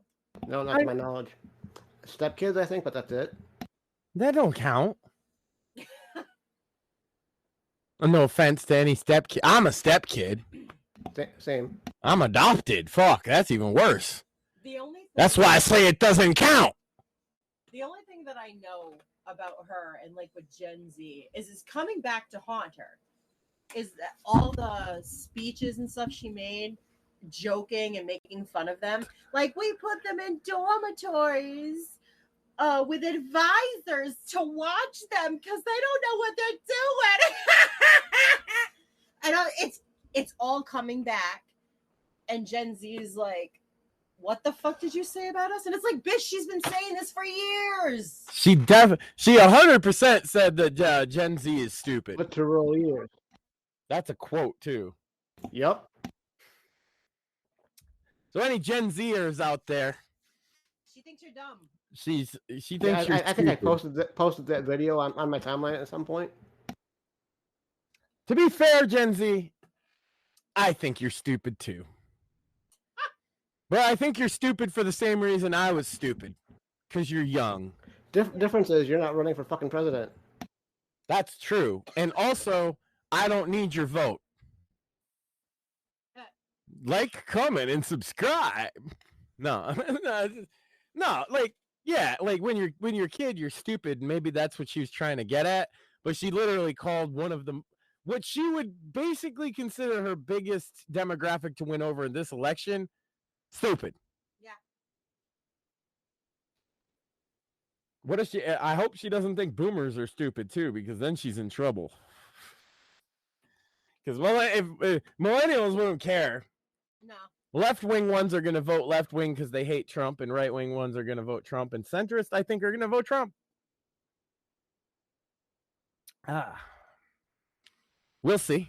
Elections in what, like 90-something days? As long as no more crazy shit happens, knock on fucking wood, because it's kind of crazy shit. It's going to happen. We haven't even gotten to the October surprise yet. We've had assassination attempts and candidate switches. Oh, Jesus fuck! This is the most chaos. That's why the inmates are running the asylum. It wasn't just about this show, ladies and gentlemen. It was about your fucking government. Who's in charge? Is it Joe shitting his pants? Is it Kamala on the campaign trail? Oh wait, where is Kamala? It's been 17 days. Where's Kamala? I don't know. Well, she's hiding because they figured that worked last time. Because if people don't know about Kamala or this Tim Walz guy, they won't know about them. And if they knew about them, they might not like them. Well, yeah, but it's like you said, too. When they did it with Biden, we had the pandemic. So when he was hiding, it made sense. But with her, there's no real reason why she would be hiding. So people are being like, where the hell is she? Like, the bird flu? Are we going to use that? She's hiding because she sucks as a candidate. Yeah. And that's just the reality of it. And they've known that. James Carville said that she's going to get demolished. And he is, look, I get it. He's a Dem strategist. He's helped elect presidents on their side. So a lot of Republicans consider him the enemy. But if you're a boxer, you don't necessarily consider the other boxer's coach your enemy. He said she's going to get creamed. He's rightly predicted a lot in politics, particularly from a kind of center-left. And one of the things he said is we need to get away from the woke stuff.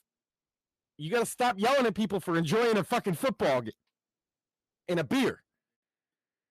And then Kamala comes out and says, well, we need to be more woke. Well, okay, so the strategy is more woke. The strategy is more finger wagging in your face. If that's what you want to vote for, then by all means, you vote for Kamala Harris to wag her finger in your face and tell you that you're a shitty person. And if you aren't a shitty person yet, you'll get there. They're coming eventually for you to be a shitty person, just like all the rest of us. And it started with just me. You know, I'm a straight white guy. I was the first fucking target. Then it's women. Now women are getting fucking punched in the face by men at the Olympics. Oh my God. I'm a white cripple. I get it. Yeah, he's cripple doesn't count anymore. Sam and I have been talking about that for months, right? And you too. Crippled. What does cripple matter? You're not crippled and black, right? I'm a cripple, Uncle Tom. Even if you're crippled and black, if you're also straight and male, right? Who cares? And like, I know gay guys they who have straight up told me the left doesn't give a fuck about them because all they are is a gay guy. It's not cross intersectional enough for them, right? The approach, because otherwise you're gay, but you're otherwise a straight white male minus the straight. You're just a gay white male. There's a billion of you. Fuck you. You're an oppressor. Everybody's an oppressor. Everybody's an oppressor unless you have all the right traits, and you can't control those because they're all traits you're basically born with. And let's put everybody in a category. If you want more of that, that's what you're going to get from Kamala. They've been doing it under Biden this whole fucking time. They want to put your kids into segregated classes. Teach the white kids about how guilty they should feel. Teach the black kids about how oppressed they are. I don't necessarily think that's an appropriate way to deal with it. I think, putting the kids together and teaching them the same shit seems to work just fine. But whatever. It's really fucking funny that Democrats want fucking segregation. I was just gonna say that I've been watching a lot of Charlie Kirk videos, or Kirk, right? And the students that he talks to are actually talking about Black-only dormitories and Black-only centers. And I'm like, you guys are literally calling for segregation. Are you fucking stupid? The thing, you praise Martin Luther King Jr. This is exactly what he fought for, to be able to be together. And you're literally asking them to undo everything the man died for. Because this is the natural progression of progressivism. That's why. It's the circle. They have to continue to push their whole existence. And a lot of times their funding is premised on these eternal fights, the eternal fight for civil rights, the eternal fight for gay rights. Now it's the eternal fight for trans rights. And if they get enough to where people don't buy into the struggle anymore, they have to create a new struggle. Yeah. Because that's all they are. It's a machine. It feeds off donations because everybody thinks that they're helping some fucking case. But really, you look at what happened with Black Lives Matter is these women bought themselves mansions, and now everybody knows that. Speaking of the trans thing, I recently found out from Max telling me, but I also saw a part of the interview where Elon Musk, because he is talking about pulling Twitter or X out of California and moving it to Texas. And I just found out the main reason they did this shit to his son, who's now a fucking girl, and seeing him on that podcast or whatever saying, my son is dead. My son's gone. He's not there anymore. He's been replaced by her. It broke my heart seeing him talk about that. People got mad at him for saying that in particular phrase, that my son is dead, but that's literally what his son wants him to say. And he was he was explaining why they call it dead for a reason. That's the thing. You get mad that he said that, but you guys literally call it a dead name. So therefore, that person is dead. He's right when he said that. He lost his son. I can feel for that. If anyone does that to my son, you better fucking run. To be fair, I don't think it would work. No.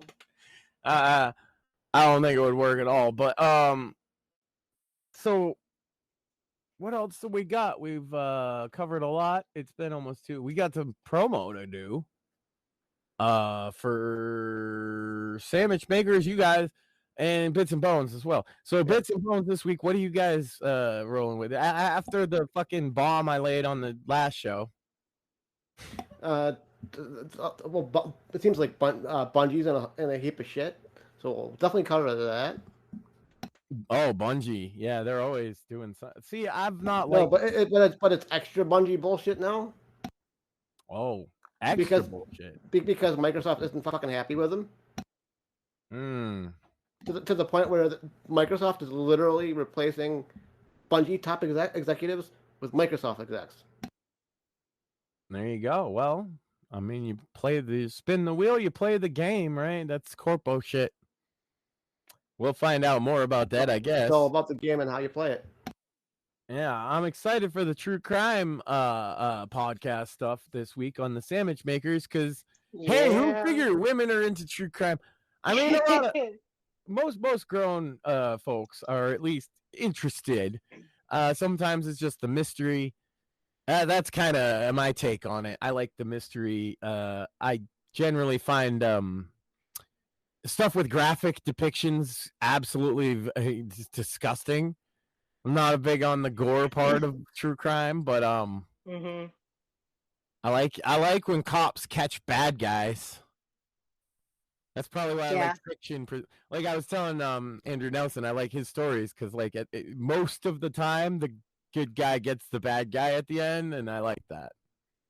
But like I said, that's not real life. 50%, right? Homicides are unsolved. There's a lot of cases, which means there's a lot of cases that are solved, and there are a lot of cases that aren't every single year. And so I'm sure you guys will have some interesting stuff to talk about without being censored because we're on Rumble and you can say murder. Yeah, I am really excited for that. I guess I don't mind giving a little bit of a spoiler is I already know exactly what I'm talking about, and I chose the West Memphis 3. So All right, on my boy Damien. Shout yeah, out. so that's what I'm doing. And also, yeah, we were hoping that Mort is gonna bring something of his own when he comes on the show, so that we can each have a true crime that we can talk about. I think that'd be cool. Oh yeah, I'm still game. We'll connect on Gilded and hash out Definitely. what you ladies want me to bring. I'll find something and it'll be horrific. Yeah, you definitely gotta pick a good thing for a video for us to react to, since we didn't do one last week. Because if you didn't catch last week, we did the Disney Wheel of Princesses, and it was actually pretty fun. You guys crushed the whole wheel. Yes, we did. So, and I didn't get fucking Aurora. I didn't have to use my pass, so I'm so fucking happy about that. Okay, well, how about we play the opposite here for a second? I wanted to ask you guys, and since the other two aren't here, if they're in chat, they could shout it out. But either way, I wanted to ask all of you, but we really didn't have time. You guys gone on so long, you're all tired and stuff. Mm-hmm. Okay, so just you. Yeah. Best Disney princess, worst Disney princess. There are no ties. One is the best and one is the worst. Oh, you bastard. Morpheus, you can answer if you want to. I don't know enough about Disney. So no pressure. Sorry, Maxine. That's all right. Damn. So I say for best, it's Fiona. Because she has like a lot of positive traits and very few negative ones. It's true. And she's an overall positive influence on everybody around her. And she very, very rarely gets herself into a predicament that she needs to be rescued from. And even if she does get herself in a predicament, she often rescues herself. Though she starts as a damsel in distress, she's far from it. She's kind. She cares about her family, her children. She values things more than like fame or money. And so for me, that's like she's clearly the best. And also, it's never about looks with her. Her and Shrek just share a love like that transcends all that, which is very nice. Worst, what's the Frozen one? Elsa or Anna? The bad one. The one with the powers? Yeah, the one with the powers. She's the worst one. That's Elsa. Wow, you think Elsa's the worst Disney princess? Yeah. Why? Because of her powers and because she is like a Mary Sue feminist. I'm just magical, but nobody understands me archetype, and it's poorly written. Yay, Mary Sue. Okay. Yay, Mary Sue. Okay. She's a pair of pants for a rebellious young girl to feel like that they can express their femininity. And I'm a grown man, so she's the okay. That's fair. That is fair. So I gave you a moment. Have you considered? Yeah. Shit. My gut instinct is to say that Aurora is the worst Disney princess. You've been bitching about that. So that's Sleeping Beauty, right? I didn't even know. Yes, that is Sleeping Beauty. I didn't even ask. I feel you guys just started yelling at each other about it after a while. Yeah. I'm biased on that though, and it's just because I don't like the movie, and that's to me. It's just you like mentioned the consent thing. You mentioned the consent thing, but isn't the consent thing the Snow White thing too? Yes. So all right. So part of the rules was we couldn't really talk about the origin story. And for me, I have a book of like the old Grimm story. So like I've read the original for Sleeping Beauty, I've read the original for Snow White, and yeah, they're way more fucked up. In the original Sleeping Beauty, when the king, it's not a prince, it's actually a king, finds her, and mind you, she's still a 16-year-old girl asleep in the bed. He actually sleeps with her and gets her pregnant. She's still zonked out. She has twins. I believe it's a boy and a girl. And like he takes them off and raises them. Like it's this whole messed up story. And I think for me, the reason why I don't like the cartoon is because it made it so like, la la la, happy fairy, lovely tale, true love with her. And it's like the real story is so much more darker, and you could have thrown that in there. I mean, You Snow threw White it in is there dark. with- They made the fucking queen wear hot iron shoes and dance to Yes. death. So Until she like died, they're all very dark stories. I feel like you're kind of picking on it more than it Yes. deserves.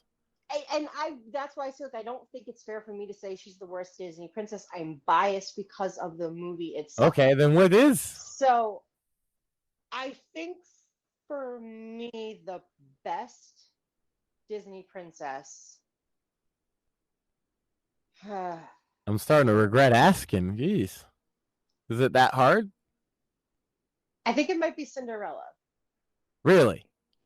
I think so. Because I thought I had you pegged as Ariel since you have all the Ariel shit. But go ahead. Tell me why Cinderella. Again, biased because Ariel's just my favorite because of sentimental values and stuff like that.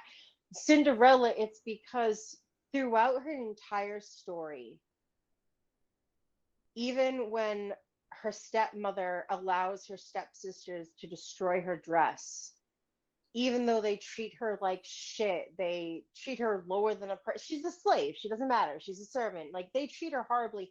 She still always has, like, goodness and love in her heart towards them, towards everybody. Her only thing is, like, I just want to go to the ball and feel like everyone else. That's all I want. One thing, and then it's back to being Cinderella, and I'm perfectly fine. She would have been fine with that. If she never got with the prince, she would have been fine as long as she had that one night out feeling like a normal girl and not just the servant that her family treats like crap. And I think that's why she gets the prince in the end of it all, is because of that. Because even through that, her faith never wavers. Like, he's gonna find me. It's gonna happen. Like, he's coming house to house. And even when she gets locked in, like, I don't know. I think she's the best just because she has like the best story. Everything's about family, and she wouldn't care if she met the prince, but like they didn't even know she didn't know he was the prince. They really did fall in love, and it took days for him to actually find her. So yeah, I basically, just because of how pure and good she is throughout her entire story, even though she gets treated horribly, I think that's why she's a good Disney princess. And like, kind of a good role model in that way, to like try and teach you to not always think the world's going to be shit. Try to stay a little positive and be nice to people, and eventually things will get better. Hopefully, I'm still waiting, but I think it's a good lesson. And then Prince, we just agree, goes to Gaston.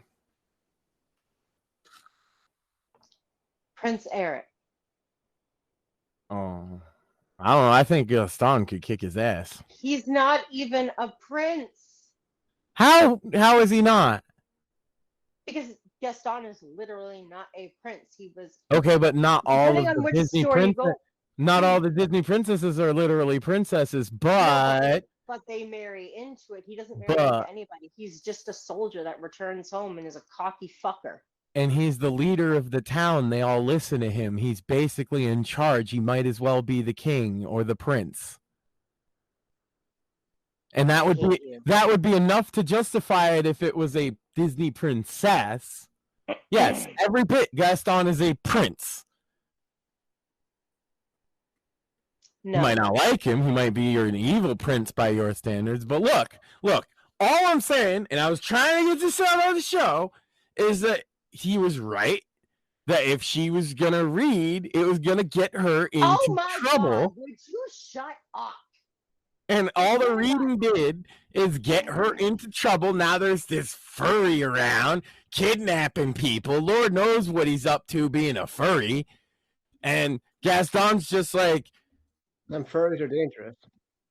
yeah, you got to beat the shit out of furries. Like, that's rule number 3, right? And rule number 2 is you got to eat lots of eggs. And rule number 1, and the most important one, is don't let women read because that gets to trouble.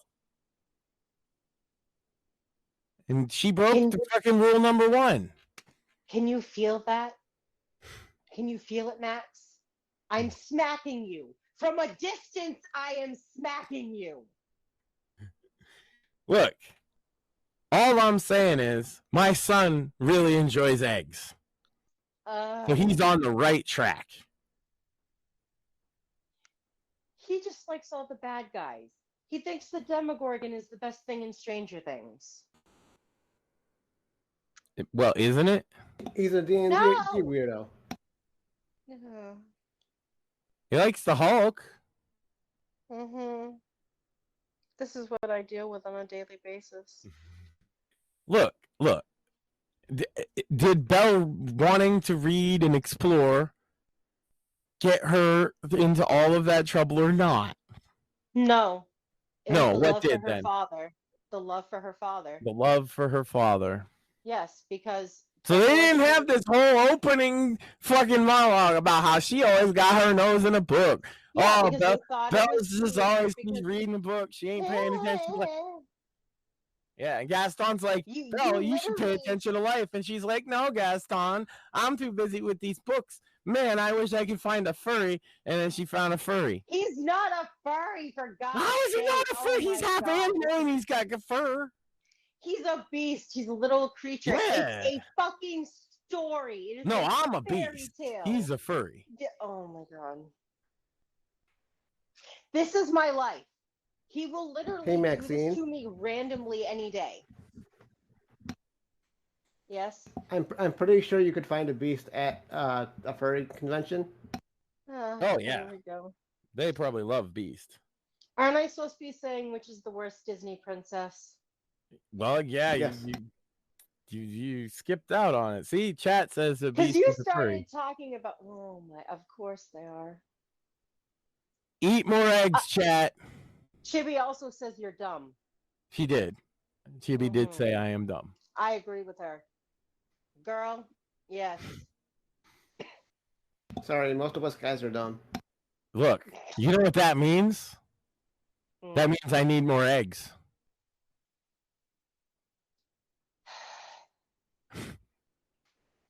It's how you get smart. This is my life every day.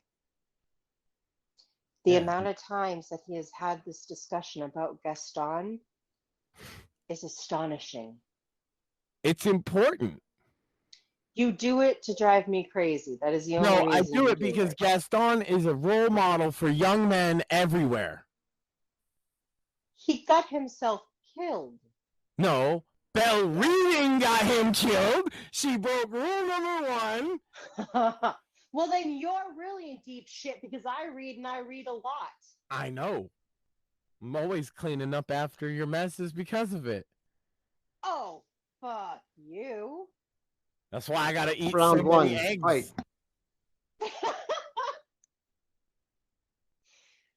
Oh my God. And I'm just waiting for a furry to Okay, show fine. up. More correctly, round 1,000. Fight. Furry shows up. He's getting it right between the fucking eyes. I Chibi! swear to God, man. Chibi, how you are turning on us. She wants this adventure in the great wide wide somewhere. Technically, if she hadn't read the book, she wouldn't have the dream. Chibi, why are you on their side? On his side. You gotta not let women read. Rule number 1. I am so disappointed in you, Chibi. So disappointed. But the thing is, like, true esoteric Gastonism, we understand that, like, we can't actually stop women from reading and causing themselves harm, That's why we eat the eggs, so that we can be prepared to protect the women folk. And sometimes, yes, die in the process, like our hero Gaston did.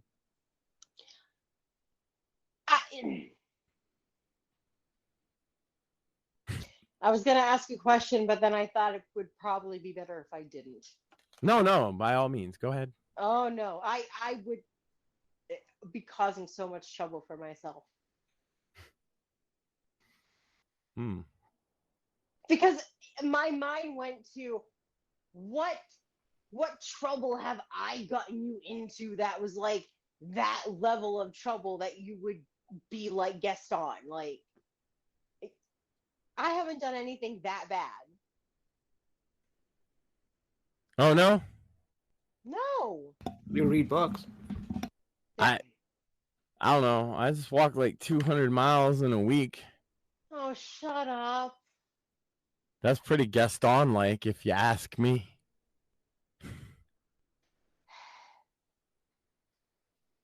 And this is why I said I probably shouldn't have asked it, because I was just walking into trouble.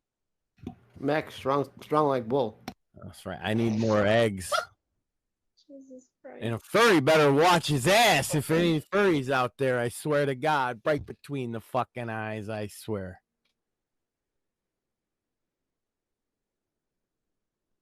And yes, Max, I'm fully aware you're probably going to get revenge on me on Saturday. Yeah, you better watch your back. Yeah, you're going into not the lion's den, but the ladies' den. That might be more dangerous. I just get told, shut up, Max, all the time, to the point that we're probably going to have to make t-shirts. Oh, dip. Base. Chibi can't read this. Oh my God. See, you agree with them and they still turn on you.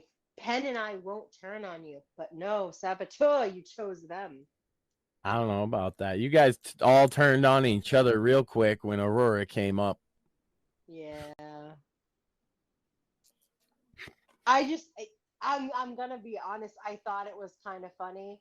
Like, this is nothing against, like, Chibi, this isn't anything against you, sweetie. I just thought it was funny that she had to tap out and Penn had to take over.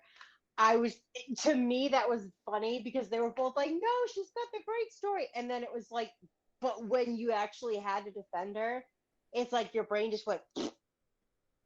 And so, like, and it's funny because I don't remember if it was Chibi or if it was Penn, but made the comment of like, what she does is like dance and sing in the woods. And I'm like, yeah. I did actually laugh when she said, and she dances and sings in the woods. I was like, man, Chibi has run dry on this. I know it, and it was great though because she still did it. Yeah, that's why I'm saying nothing against her. Like, she still did it, and probably did a better job than I would have been able to do because you are the you didn't want to do that so bad. That's why I suggested you should have passes just so people don't get. But nobody used them. No. It worked out. It really did. Well, now you guys go from Disney princesses to murder this week. Yep. And hashtag murder porn. Hashtag murder porn. And of course, what we got next week for Sam's show, we should be back to the same place and time. This was weird. I apologize. You got a rough start. But let me tell you something, brother. The Hulkamaniacs out there know that they gotta get their ass out and vote. Because let me tell you something, dude. The media, they're full of liars, okay? And they don't care about us real Hulkamaniacs, right? But I'll tell you who does. Donald Trump. So you get out there and you cast your vote for Donald Trump, brother. And let me tell you something. When Trumpomania runs wild, you'll probably have a cheaper grocery bill. That's true. So, with that said, Hey, can I tell a joke? Sure. Tell a joke. Okay. Two Scared. tampons. Two tampons walk past each other on the street. Which one of them says hi first? I don't know. Neither of them. They're both stuck up cunts. Oh my god.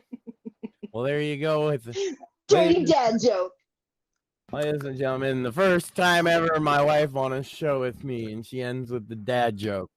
Hell yeah. Clean white horse found the mud. All right, more bits and bones tomorrow. Yes. Yep. Bits and bones tomorrow, 9 p.m. EST. All right, and then you guys will talk true crime Saturday night, 10 p.m. Eastern Standard Time. Yes, we will. And we'll be back with Sam. Sam will be back. He's gonna come. I did not kidnap him and put him in my basement to write the next novel. I understand that the rumors are running wild that I kidnapped Sam and put him in my basement. I will assure the public that Sam is perfectly safe and unharmed and is totally not in my basement anymore. Oh, God. Okay. So he'll be back next week, ladies and gentlemen, and maybe with some news on a new book now that he's out. Anything else? No. Okay. And we are done for the week. Sam, you owe me one.